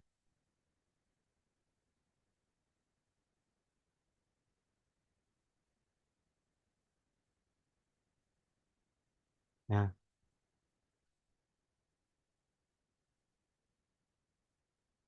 nah ini ya, kalau misalnya selalu kembalikan buku ke tempatnya, maka nilai kebajikan yang dituju oleh keyakinan kelas ini adalah tanggung jawab. Maka cukup kita tulis keyakinan kelas kita adalah bertanggung jawab terhadap benda ataupun properti ataupun kepemilikan di kelas. Gitu aja sudah membuat peserta didik kalau kalau dia habis nyapu maka dikembalikan ke tempatnya, habis ambil buku dikembalikan tempatnya. Jadi lebih lebih simpel gitu loh ya keyakinan kelas itu. Kita ambil nilai-nilai kebajikan di situnya. Misalnya dilarang mengganggu orang lain, menghormati orang lain dan diri sendiri, kebajikan kebajikan atau nilai keyakinan kelas yang diambil. Maka ini bisa menyangkut peraturan, dilarang bicara, kok dilarang? Maaf, peraturan kelas misalnya yang bernada positif, berbicara saat ditunjuk oleh guru misalnya. Itu berarti sudah cukup menghormati orang lain dan diri sendiri. Kalau aturan lagi hadir di sekolah 15 menit sebelum pembelajaran dimulai, maka keyakinan kelasnya eh, menghormati orang lain, komitmen pada tujuan atau berkomitmen ya. Terus dilarang melakukan kekerasan. Ini sebenarnya sudah harus dihapus ini, dilarang melakukan kekerasan. Ini ada nada muatan negatif ya, dilarang ini. Nah, maka keyakinan kelas atau kebajikan yang dituju itu keselamatan dan menghormati orang lain. Dilarang menggunakan narkoba, ini untuk kesehatan. Bergantian atau menunggu giliran menghormati orang lain dan kesabaran. Gunakan masker, kesehatan dan keselamatan. Jangan berlari di kelas atau koridor, itu untuk keselamatan dan keamanan. Nah, keyakinan kelas ini Bapak Ibu itu intinya adalah bersifat lebih abstrak daripada peraturan yang lebih rinci dan konkret. Keyakinan ini berupa pernyataan universal ya, umum, pernyataan yang bisa dipakai untuk segala perbuatan yang kecil di sekolah, di kelas ya. Pernyataan keyakinan kelas dibuat dalam bentuk positif, tidak memakai kata larangan atau jangan atau tidak. Keyakinan kelas hendaknya tidak terlalu banyak sehingga mudah diingat dan difahami. Keyakinan kelas sebaiknya sesuatu yang dapat diterapkan di lingkungan tersebut. Kemudian semua warga kelas ikut berkontribusi dalam pembuatan keyakinan kelas lewat kegiatan curah pendapat, bersedia meninjau kembali keyakinan kelas dari waktu ke waktu. Nah, ini. Nah, ini inti yang ketiga dari disiplin positif. Ini restitusi, Bapak Ibu, ya. Ketika kita menemukan permasalahan atau pelanggaran yang ada di sekolah, maka solusi dari disiplin positif itu adalah restitusi, ya. Bukan langsung menghukum, bukan langsung membuat rasa bersalah, bukan langsung apa namanya ini dipukul dan lain sebagainya. Tapi yang paling bagus menurut disiplin positif ini menggunakan restitusi ya. Restitusi ini adalah menciptakan kondisi bagi murid untuk memperbaiki kesalahan mereka sehingga mereka bisa kembali pada kelompok mereka ya. Malah kadang itu jangan dijauhkan dari kelompok sosial. Misalnya ya, ono arek rame guyon ning kelas. Itu kadang guru itu, kok tak pisah loh kon ya? Dipindah malahan. Kamu dipisah, diasingkan atau dijauhkan dari komunitas sosial mereka yang menganggap bahwa dirinya itu adalah troublemaker atau pembuat masalah. Yang tertanam seperti itu, karakter sosial juga mengatakan seperti itu nanti akhirnya. Nah, itu ceritanya ya Bapak Ibu ya. Kenapa kok tidak dipisahkan di kelompok mereka? Karena bisa membuat peserta didik itu menjadi terasingkan dari kelompoknya, teralienasi bahasanya buku itu. Terus kemudian restitusi tujuannya membuat murid memiliki tujuan disiplin positif serta memulihkan dirinya setelah berbuat salah. Membantu murid untuk jujur pada diri sendiri dan mengevaluasi dampak dari kesalahan yang dilakukan. Kemudian memberikan penawaran ya, bukan pemaksaan. Nah ini seperti tadi, hukuman dan konsekuensi ya. Eh, Kalau hukuman itu mesti agak nggak nyambung dengan pelanggaran yang dilakukan. Tapi kalau konsekuensi itu masih ada yang nyambung. Nah, ini bisa di pelajari sendiri ya. Nah, ini Bu, praktek segitiga restitusi Bapak Ibu ya. Nah, yang pertama, segitiga restitusi itu adalah ini, yang segitiga validasi tindakan yang salah. Seperti yang saya jelaskan tadi, yang saya ulangi lagi, bahwa setiap orang yang melakukan kesalahan, siapapun itu, termasuk kita pun, itu pasti ya, pasti pernah kan melakukan kesalahan. Tapi yang jadi masalah itu kalau berulang. Nah, ini validasi tindakan yang salah, bahwa segala sesuatu itu pernah, semua orang itu pernah melakukan kesalahan. Ini tujuannya adalah agar dirinya itu punya identitas yang stabil. Jadi nggak merasa merasa bahwa dirinya itu satu-satunya yang salah dan dia menjadi orang yang gagal, dia menjadi orang yang tidak bisa memperbaiki diri. Nah, gitu. Terus yang terakhir, memberikan keyakinan kepada peserta didik untuk memperbaiki kesalahan itu. Ya. Nah, tahapan segitiga restitusi itu seperti ini, menstabilkan identitas. Kata-katanya, berbuat salah itu tidak apa-apa, tidak ada manusia yang sempurna. Saya juga pernah melakukan kesalahan seperti itu. Kita bisa menyelesaikan ini. Ya. Bapak Ibu tidak tertarik mencari siapa yang salah, tapi Bapak Ibu ingin mencari solusi dari permasalahan ini. Kamu berhak merasa seperti itu. Nah, itu untuk menstabilkan identitas peserta didik ya. Kemudian nomor 2, validasi tindakan yang salah. Ketika peserta didik melakukan kesalahan, itu ditanya tujuannya apa sih? Kamu punya alasan itu mengapa melakukan seperti itu? Kamu pasti harusnya bangga pada dirimu karena bisa melakukan sesuatu yang seperti itu. Nah, itu sering terjadi ya. Misalnya ada peserta didik, maaf ya, mukul temennya karena dilokno bapak. Sebenarnya peserta didik itu kan merasa harga dirinya kan diinjak-injak. Wong bapak dilokno misalnya. Kalau dia melawan kan, memukul kan, ya nggak masalah. Tapi ternyata itu berdampak bagi eh, apa namanya ini, ada dampak hukumnya karena dia melakukan ancaman pada diri orang lain. Nah, seperti itu. Nah, itu juga harus dijelaskan. Kemudian menanyakan keyakinan, apa yang kita percaya sebagai kelas atau keluarga, apa nilai-nilai apa yang kamu pegang sehingga saat ini bisa menjadikan dirimu menjadi orang yang baik. Mau jadi apa sih kamu ke depan dan lain sebagainya. Itu pertanyaan-pertanyaan untuk menanyakan keyakinan bagi peserta didik. Pokoknya intinya jangan sampai peserta didik merasa identitas yang gagal. Nah, identitas gagal ya. Kemudian ini penerapan disiplin positif di satuan pendidikan Bapak Ibu. Pokoknya prinsip-prinsip disiplin positif itu ya bukan menghukum, ya bersifat pembinaan dan meluruskan kesalahan anak agar tahu mengapa salah dan kerugiannya untuk mereka jika tetap melakukan hal tersebut. Kemudian menerapkan peraturan. Disiplin positif itu juga tegas memberi konsekuensi yang tidak merugikan anak. Ya. Pokoknya intinya disiplin positif itu dari tipe mulai dari penghukum, pemberi rasa bersalah, teman, pemantau, dan control manager itu jadi guru jangan sampai jadi seorang penghukum dan pembuat rasa bersalah, Bapak Ibu. Intinya di situ ya, intinya di situ. Kemudian memberi konsekuensi yang tidak merugikan anak, menghormati martabat anak, mengembangkan perilaku prososial dan disiplin, memaksimalkan partisipasi, menghormati kebutuhan perkembangan anak dan kualitas hidup, menghormati motivasi dan sudut pandang kehidupan anak, memastikan penegakan kesetaraan dan keadilan ya. Kemudian disiplin positif itu juga dilakukan dengan cara mengajarkan tentang hak, tanggung jawab, aturan, dan norma. Ini yang jarang sekali dilakukan oleh guru. Kadang guru itu ketika dulu itu masuk awal-awal masa orientasi MPLS ya, pengenalan, itu tidak dijelaskan hakmu di sini apa, tanggung jawabmu ini apa. Nah, itu tidak dijelaskan ketika MPLS, yang ada cuma pengenalan lingkungan sekolah, terus jalan-jalan, nyanyi-nyanyi seperti itu. Padahal penting sekali untuk menekankan kita di sini hak sebagai seorang guru apa, tanggung jawab sebagai seorang guru apa, kemudian hak murid apa, tanggung jawab murid apa. Sama-sama kita bekerja sama untuk menyelesaikan hak tanggung jawab itu. Membuat kesepakatan di awal lah, intinya seperti itu.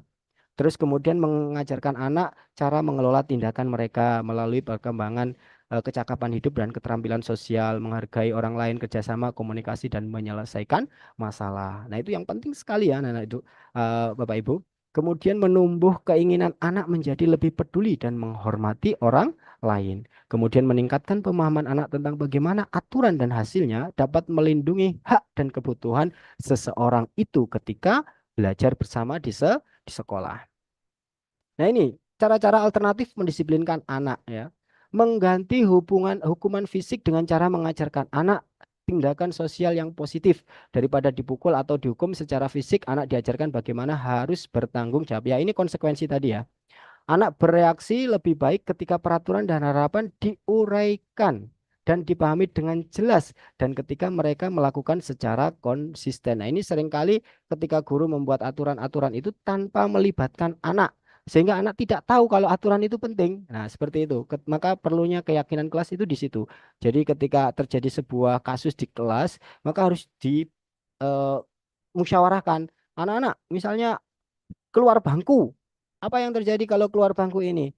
Anak yang lain terganggu, anak lain tidak bisa fokus dalam belajar, hak teman untuk belajar jadi terganggu. Maka konsekuensinya atau keyakinan kelas yang harus kita sepakati adalah misalnya menjaga ketertiban kelas. Jadi tidak boleh keluar bangku, itu kan artinya menjaga ketertiban kelas. Nah, seperti itu yang harus diulangi terus. Anak itu kan gampang lupa, Bu ya, gampang lupa. Kita itu sebagai guru harus disiplin positif, itu intinya di komunikasi kalau menurut saya. Harus lebih cerewet, harus lebih mengulang terus ya. Nah, ini mendorong dan memuji anak untuk perbuatan yang baik dilakukan, untuk menumbuhkan tindakan sosial yang positif. Terus kemudian juga ada penghargaan untuk mereka atas perbuatan baiknya, diapresiasi ya. Konsekuensi yang harus dilakukan anak harus diberikan secara objektif terhadap perbuatan mereka dan harus bertujuan mendidik, bukan sekedar menghukum. Nah, itu cara mendisiplinkan anak dengan disiplin positif ya. Terus merubah peraturan seperti tadi, keyakinan kelas. Kalau peraturannya misalnya datang tepat waktu, jangan terlambat. Nah, ini dirubah semua. Nah, peraturan ini kalau bisa diganti juga, ditingkatkan menjadi sebuah keyakinan kelas ya. Datang tepat waktu itu kan, kalau keyakinan kelas kan menghormati orang lain. Angkatlah tangan bila ingin berbicara, ini juga menghormati orang lain. Jadi nggak asal nyeplos, memotong pembicaraan orang lain, celometan dan lain, saur manuk dan lain sebagainya. Itu kan nggak apa ya, sebagai seorang yang tahu adab, tahu aturan, kalau anak celometan itu kan, wah, kelas ini kok bener bagus ya, bicara itu bagus. Tapi kalau celometan itu kan nggak sopan.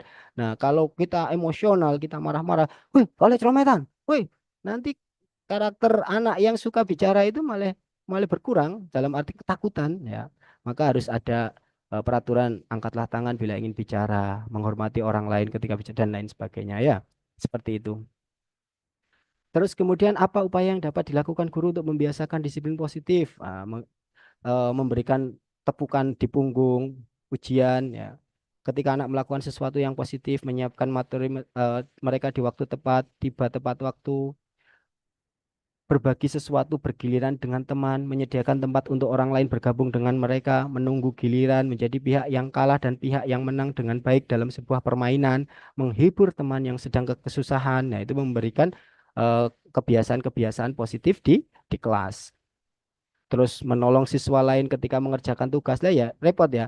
Kita itu kadang melarang siswa untuk contekan. Padahal di dunia nyata itu enggak ada loh pekerjaan yang tanpa kolaborasi itu enggak ada. Semuanya pasti kolaborasi, kerjasama, berkelompok.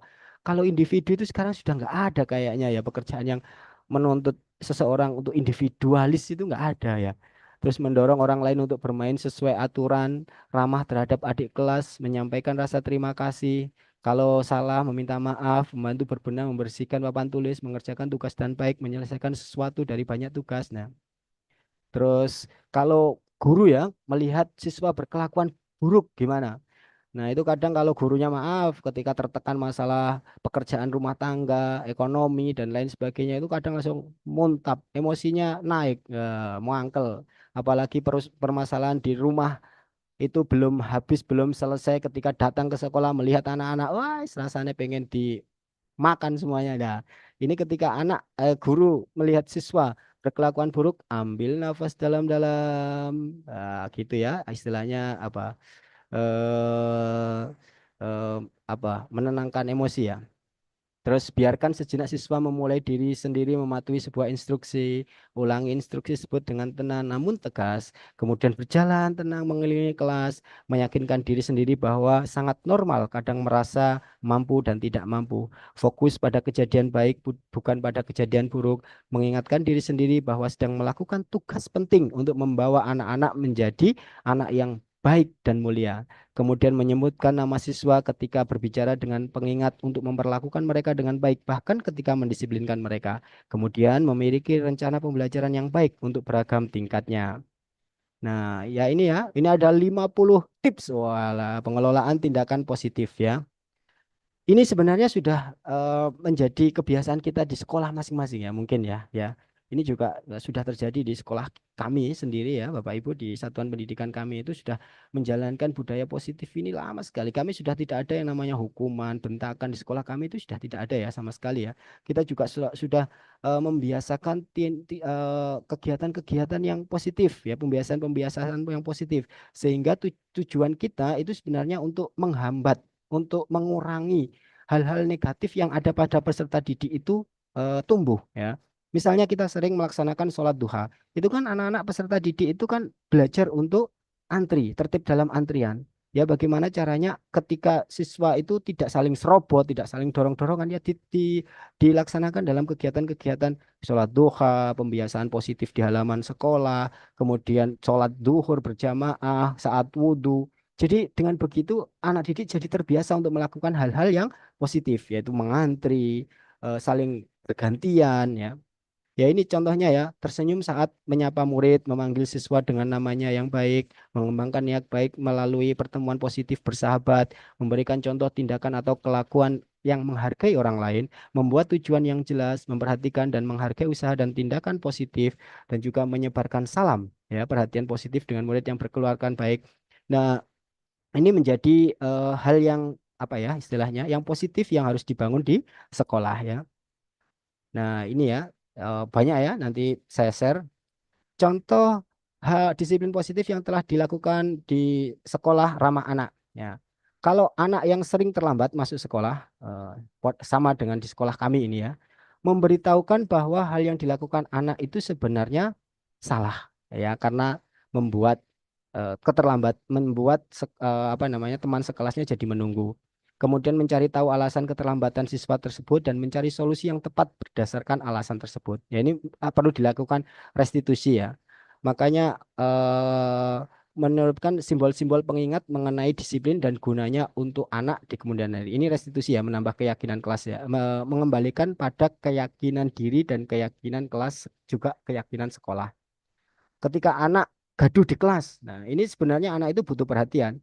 Maka ketika anak membuat gaduh di kelas, daripada menghukum, daripada membentak, dipanggil aja ke depan untuk anak menghibur temannya, misalnya menyanyi atau tepuk atau apa ya gitu. Kemudian ketika anak malak adik kelas, ada perkelahian antar siswa dan penguasaan geng-gengan tertentu, kantin, terus jembatan, terus masjid dan lain sebagainya misalnya, itu perlu dilakukan restitusi lagi, memberitahu bahwa hal tersebut dilakukan anak-anak itu adalah kurang baik, adalah salah, terus dijelaskan ya. Tapi digali dari dalam dirinya sendiri untuk tidak melakukan itu. Membuang sampah sembarangan, terus vandalisme tulisan yang menjelekkan guru, menjelekkan nama orang tua, terus bolos di jam pelajaran tertentu ya, menyontek. Ini banyak sekali ya masalah-masalah di sekolah ini. Hamil, naudzubillah min dalik. Ini mungkin kalau di SD belum ya. Terlibat nafsa, naudzubillah min dalik, merokok, anak yang mencuri. Terus kemudian, nah ini tips dan triks menerapkan disiplin positif ya. Pertama, melakukan meditasi atau relaksasi ya, tenang aja dulu. Sholat duha bagi siswa anak yang muslim, kemudian anak yang terlambat diminta untuk mengaji, tapi di waktu yang lain jangan sampai memakan jam belajarnya. Terus ini sudah dilakukan di sekolah kami ya, pembiasaan untuk membaca tadarus Al-Quran, menghafal Asmaul Husna, melepaskan frustasi dengan kegiatan kesenian ataupun belajar di lapangan. Kemudian ini seringkali kita mencatat siswa-siswa yang terlambat. Tujuannya adalah untuk mengetahui ya peserta didik mana yang akan terlambat itu kan kadang ada masalah ya. Misalnya kalau guru misalnya itu ban bocor misalnya atau ada macet di jalan misalnya bisa jadi terlambat. Tapi juga ada kebiasaan yang terus-menerus rutinitas. Jadi ada yang terpaksa terlambat atau suka terlambat. Nah, ini yang kita harus teliti dari anak itu. Anak itu memang terlambat waktu itu saja, terlambat, tapi sehari-harinya dia tidak pernah terlambat atau memang dia suka terlambat. Ini yang harus kita jadikan patokan mana yang perlu kita terapi, yang kita cari solusinya. Kalau yang dicatat, makanya tiap pagi itu ada guru yang bertugas untuk mencatat siswa yang terlambat. Tujuannya apa? Berapa kali siswa terlambat ini? Apakah dia memang suka terlambat atau terpaksa terlambat? Nah, seperti itu. Terus kemudian anak-anak yang bermasalah dikumpulkan ya untuk mendapatkan pemahaman dari kepala sekolah, dari guru dan lain sebagainya ya. Terus kemudian membuat kesepakatan kelas ya, keyakinan kelas. Terus ini insya Allah kalau di SD belum ada ya untuk yang merokok dan lain sebagainya ini. Terus, nah ini dokumentasi di sekolah kami Bapak Ibu, kami selalu intinya pokoknya membangun komunikasi ya dengan peserta didik ya. Intinya disiplin positif ini eh, adalah komunikasi dengan peserta didik yang baik tentunya, agar kita mengetahui kebutuhan dasar mereka apa, apakah sudah terpenuhi atau belum, kekurangan-kekurangan kebutuhan yang belum tercukupi apa, sehingga kita bisa mengantisipasinya, menyelesaikannya ya. Itu sering dilakukan di sekolah kami ya, selalu membangun komunikasi dengan dan juga ini sangat krusial, sangat penting, yaitu peran dari kepala sekolah. Alhamdulillah, Bu Kepala Sekolah kami, Ibu Arbanga Setianing Agami itu luar biasa dalam melakukan apa ya, implementasi disiplin positif ini. Benar-benar dikontrol semuanya. Bahkan beliau turun lapangan sendiri untuk mengatasi jika ada masalah-masalah yang ada di sekolah. Jarang sekali kita menemukan kepala sekolah seperti beliau ini. Nah, ini seperti selalu membangun komunikasi. Jadi kalau ada anak yang bermasalah, ada yang melakukan kesalahan itu selalu di apa ya ini diingatkan secara individu. Setelah itu kemudian dibuat semacam apel ya, apel bersama, kemudian ngumpul bersama di halaman, kemudian beliau menjelaskan betapa bahayanya ketika melakukan perbuatan-perbuatan yang dilarang oleh norma hukum, norma agama dan lain sebagainya, itu selalu beliau lakukan itu. Kemudian juga pembiasaan pagi yang rutin dilakukan di sekolah kami mulai dari Senin sampai Jumat itu selalu ada pembiasaan-pembiasaan yang variatif mulai dari sholat duha, upacara bendera untuk mendidik kedisiplinan, kemudian doa bersama pagi, menyanyikan lagu Indonesia Raya, terus apa namanya ini Asmaul Husna, tadarus Al-Quran itu selalu diupayakan di tiap pagi. Ada kultum juga. Nah, dan ini yang menjadi apa ya? eh, yang menjadi ikon sekolah ya. Itu adalah ketika Salim itu peserta didik itu mendoakan guru. Semoga Bapak Ibu, saya sering itu didoakan sama anak-anak. Semoga Pak Nanang sehat selalu mendapatkan rezeki yang melimpah, bisa naik haji. Kadang seperti itu. Itu jadi tradisi-tradisi seperti itu yang kadang membuat lingkungan di sekolah kami itu benar-benar positif ya, saling mendoakan itu. Dan Dan guru juga harus seperti itu juga, harus selalu memberikan doa-doa yang positif kepada peserta didik. Nah, ini pembiasaan. Jadi salimnya itu tidak langsung tuk tuk tuk, tidak, tapi berhenti dulu sejenak, tek, saling mendoakan, mengkoneksikan perasaan hati ya, terus bersama-sama saling, satunya berdoa, satunya amin. Entah gurunya yang berdoa, murid yang amin, atau yang muridnya berdoa, gurunya yang amin. Jadi sama-sama mendapatkan keberkahan di sana. Ini dokumentasi kegiatan sholat duha dan sholat zuhur berjamaah di kami, sholatnya ikut di masjid ya Bapak Ibu ya, di Masjid Komarudin. Jadi alhamdulillah kita bisa bekerja sama dengan Masjid Komarudin, bisa melaksanakan sholat duha, kegiatan-kegiatan religi di Masjid Komarudin ini. Kemudian kami juga kalau ada anak bermasalah, kita selalu mengadakan restitusi itu. Jadi pendampingan individu, tidak langsung menghukum ya, tidak langsung menyalahkan, tapi bagaimana caranya melakukan restitusi, bertanya tentang keyakinan-keyakinan eh, ke depannya apa yang harus diperbaiki oleh mereka gitu ya. Dan ini juga membuat keyakinan kelas bersama dengan murid kelas kelas di sekolah kita gitu. Terus kemudian ini restitusi ketika anak mengejek nama orang tua, biasanya kita panggil, kita ajak diskusi kenapa dia melakukan itu, tujuannya apa dan lain sebagainya ya.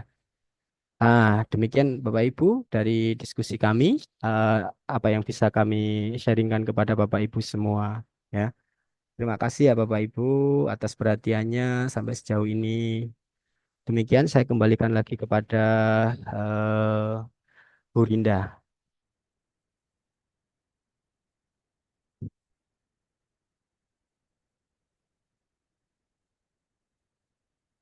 Enggak dengar, enggak dengar Bu. Sebentar, sebentar Bu, bentar ya. Enggak dengar.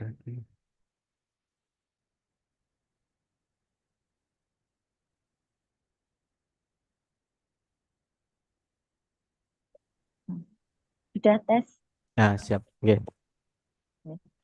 Disampaikan terima kasih kepada Bapak Nanang Safiuddin yang sudah menyampaikan materinya panjang lebar sehingga kita sudah bisa memahami tentang apa itu implementasi ya, tentang disiplin positif. Jadi kita sudah jelas sekali gamblang gitu ya.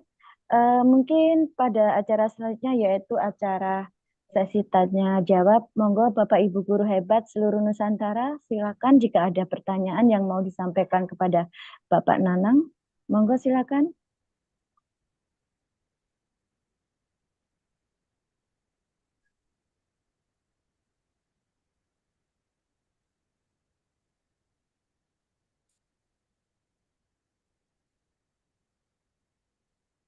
Untuk link daftar hadir bisa kita kirim setelah acara sesi ini berakhir ya.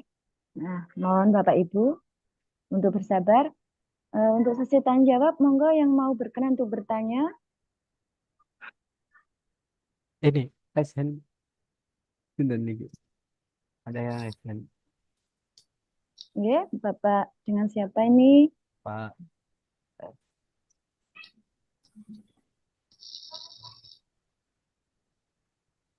Monggo Pak Nanang, mungkin bisa langsung dijawab.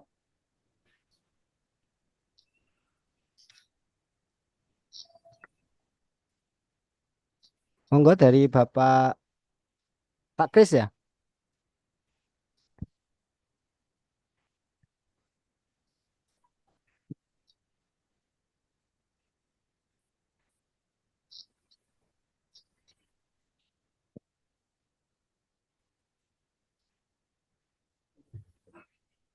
Link sudah saya share di chat ya, kolom chat ya Bapak Ibu.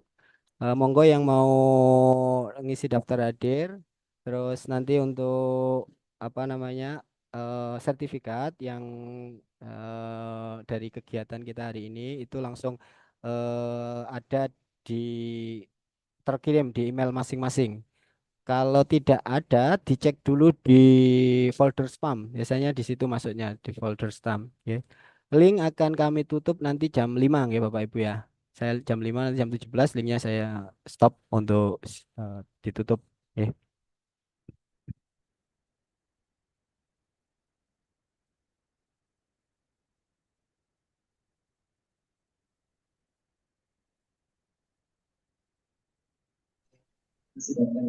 Monggo Sudah. yang tanya.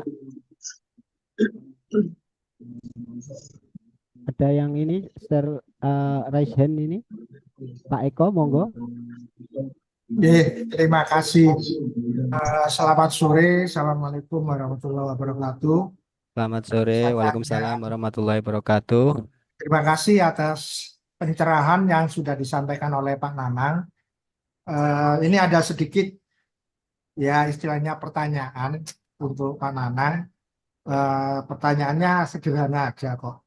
Bagaimana cara yang sesuai untuk menanamkan disiplin positif pada peserta didik atas kesadaran sendiri? Kalau selama ini apa yang sudah dengan jelaskan tadi itu intinya apa ya istilahnya agak setengah perintah ya, dalam artian belum ada yang menyangkut kesadaran pada diri peserta didik tersebut. Itu aja mungkin Pak Nanang yang perlu saya tanyakan ke jenengan, mohon penjelasannya. Terima kasih.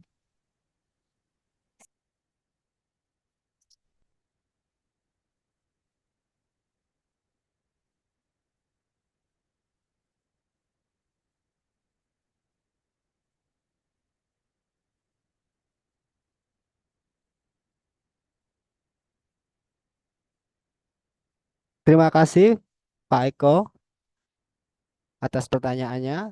Sangat luar biasa sekali pertanyaannya tentang bagaimana sih eh, cara yang apa ya yang efektif ya, efektif untuk memunculkan motivasi internal dari diri peserta didik agar dia bisa melakukan kebaikan-kebaikan itu misalnya. Nah, dari ilmu yang saya dapatkan, Pak ya, yang terbaru yang dari disiplin positif itu bahwasanya intinya bahwasanya seseorang itu di dalam dirinya itu ada yang mendrive atau membuat dia melakukan sesuatu itu, yang memotivasi itu. Nah, dari yang memotivasi itu kemudian dibuat semacam arahan dari seorang guru agar dia bisa menjadi lebih baik. Nah, misalnya gini.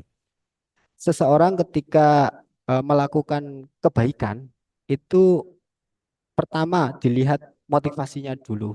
Dari mana dia melakukan itu?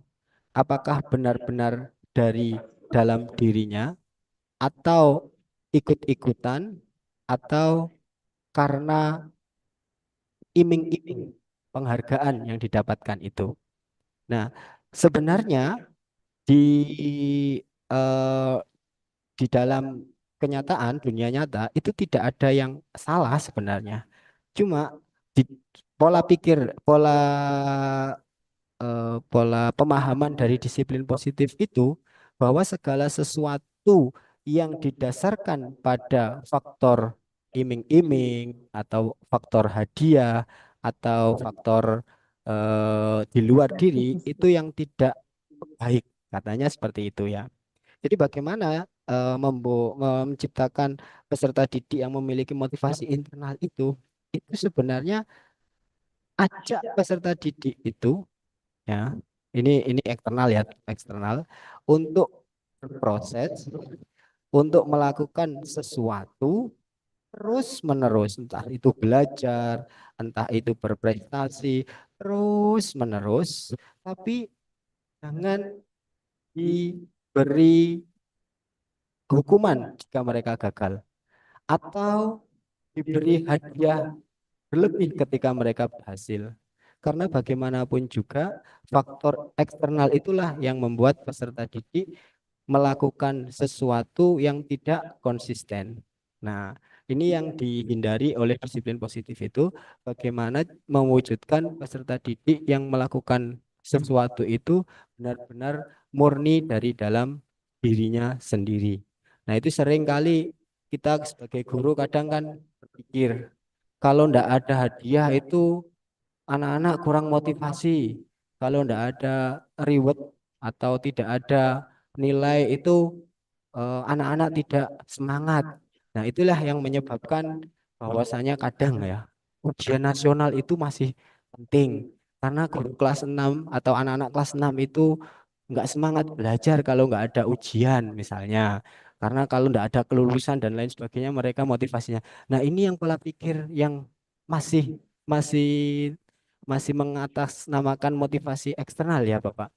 Padahal di disiplin positif itu dianggap bahwasanya setiap hari itu adalah proses untuk tumbuh, proses untuk belajar yang harus lebih baik, lebih baik, lebih baik setiap harinya. Setiap harinya itu harus lebih baik, lebih baik, lebih baik, lebih baik. Targetnya itu bukan dari eksternal, targetnya itu dari dalam sendiri, dari dalam diri sendiri si anak. Itu harus ditanamkan. Misalnya dalam pembelajaran, si anak ini kadang-kadang menurut orang itu bahasanya itu eh, tidak semudah teori atau kata-katanya itu biasanya tidak semudah omongannya Pak Mario Teguh misalnya teori-teori motivasi ya. Padahal bukan seperti itu tujuannya disiplin positif itu. Bahwasanya setiap orang itu bisa melampaui dirinya sendiri tiap hari, tiap hari, tiap hari itu bisa bertumbuh, berkembang, tapi tidak dibandingkan dengan orang lain, tidak dibandingkan dengan eh, apa namanya ini pemikiran guru, tapi dibandingkan dengan dirinya yang kemarin. Nah, itu makanya setiap selesai pembelajaran itu kadang kan anak disuruh untuk refleksi ya. Hari ini kamu belajar apa? Kemarin yang tidak kamu tahu, sekarang kalian bisa tahu apa. Tapi setiap anak kan beda-beda. Daya serapnya beda, daya pengetahuannya beda-beda. Yang penting mereka mengukurnya dari diri sendiri dulu, dari dalam diri sendiri. Jadi sering diingatkan untuk diri sendiri terus, diri sendiri terus, diri sendiri terus tentang apa namanya ini refleksi, kebiasaan refleksi. Kemudian kalau anak melakukan kesalahan-kesalahan juga tidak langsung dihukum, tapi melalui restitusi. Jadi intinya di situ, Pak. Jadi lebih banyak guru itu melakukan pendekatan secara personal kepada diri anak, tapi kadang itu waktunya nggak ada ya. Jadi biasanya secara umum guru itu melakukan pendekatan-pendekatan personal kepada peserta didik itu secara umum.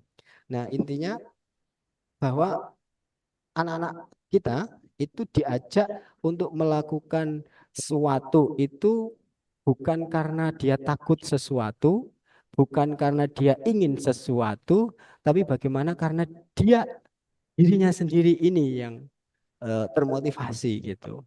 Nah, itu intinya untuk kualitas peningkatan kualitas dirinya sendiri. Nah, intinya di situ Pak disiplin positif ini. Ini banyak sekali ya untuk penerapannya.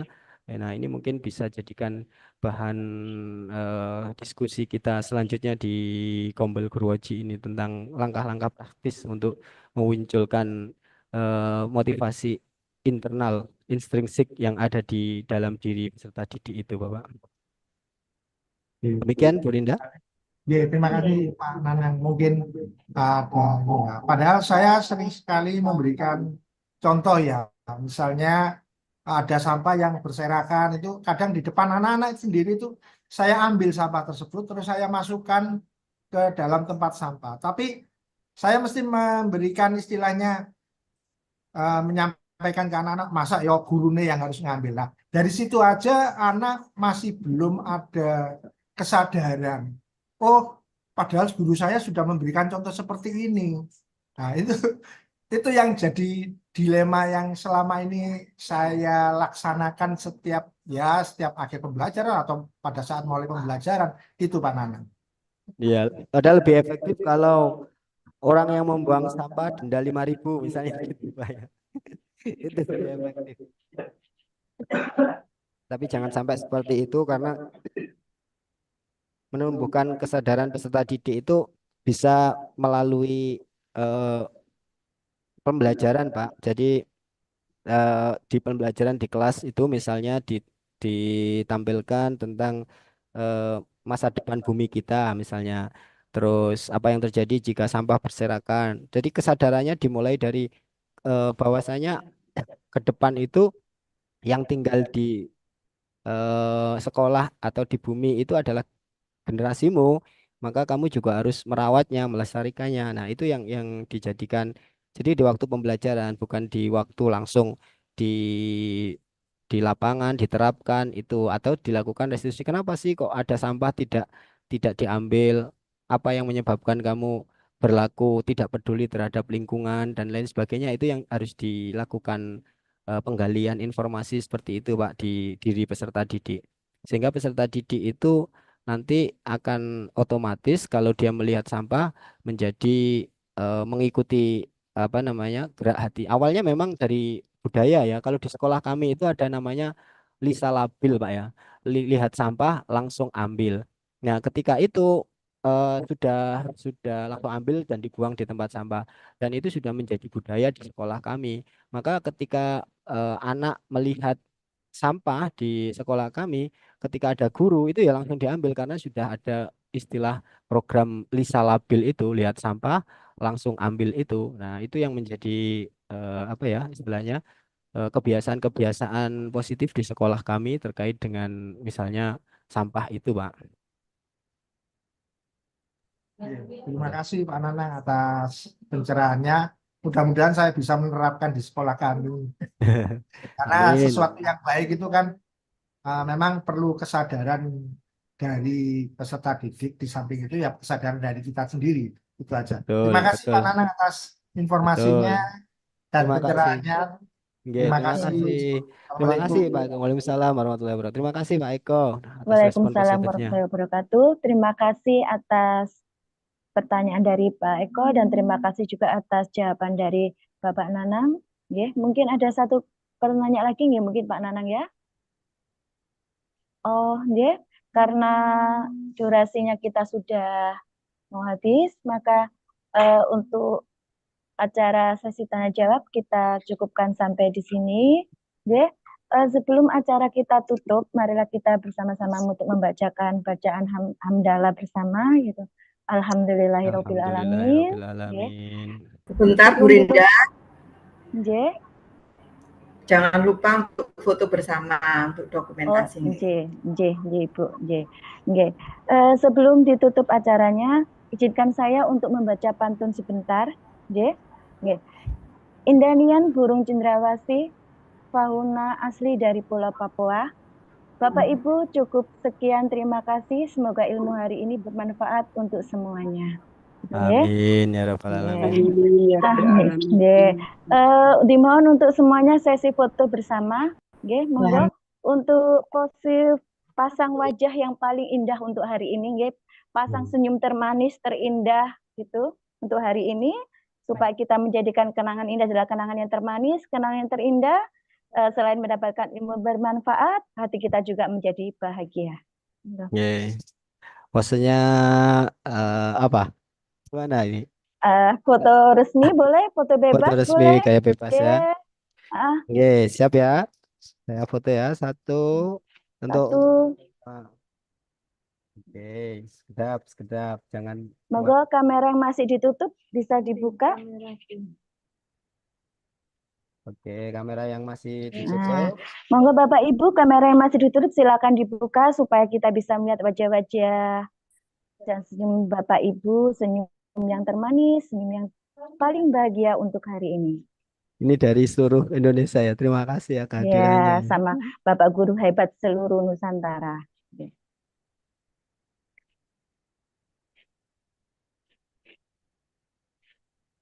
Sudah bisa dimulai?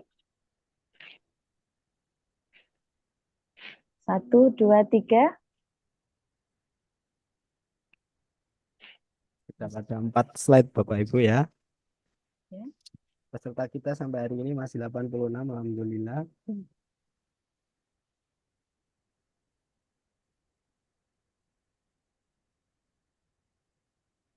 Bapak Ibu yang kameranya masih tertutup, monggo.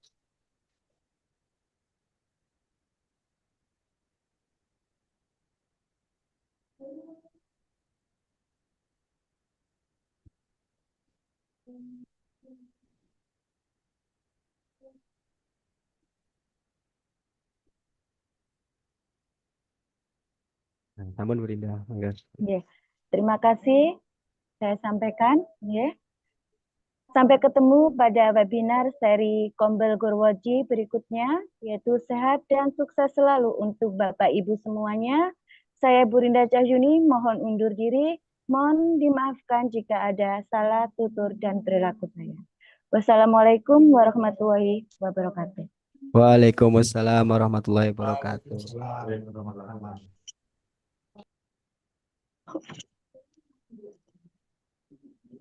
Bentar, absennya masih.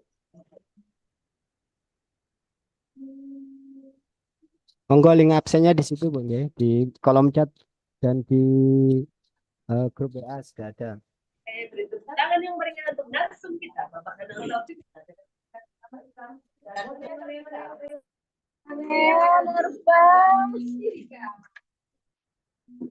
Link chatnya mana Pak Nana, kok nggak ada link? Iki rong anu, orang kepala sekolah, orang guru.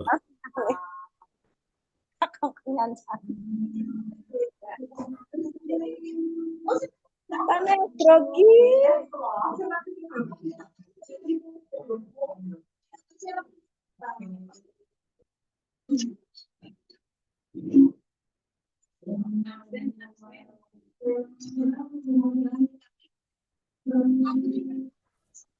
Pak Nanang dan teman-teman, saya mohon izin lift nggih. Ya Bapak, terima kasih Pak Kris nggih. Semangat selalu Pak. Ngapunten loh. Pak Kris makasih.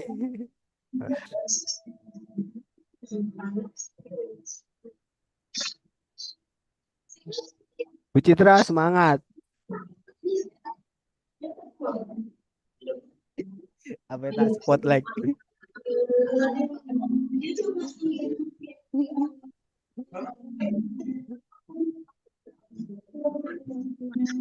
Terima kasih Bapak Ibu semuanya ya.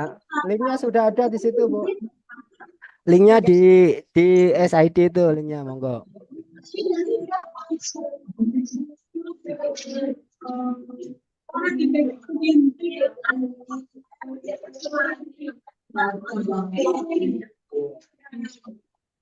Oh, sorry. Linknya ini ya. Sorry. Monggo Bapak Ibu ini linknya ya.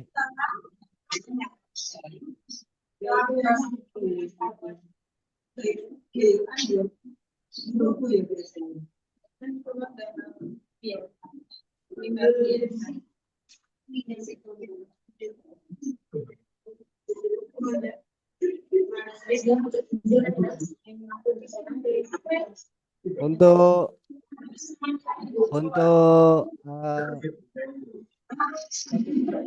itu biasanya muncul di spam ya, monggo.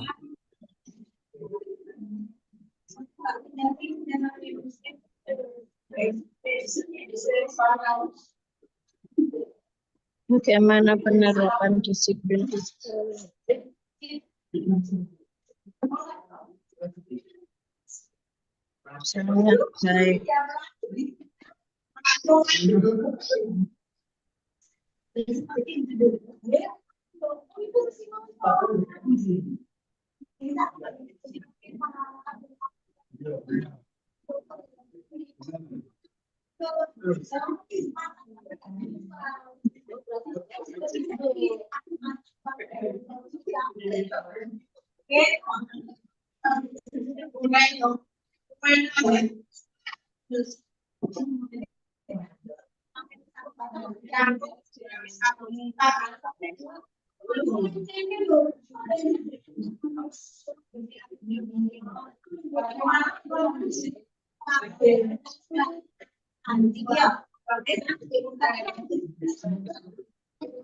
Ampun saya keluarnya enggak bisa.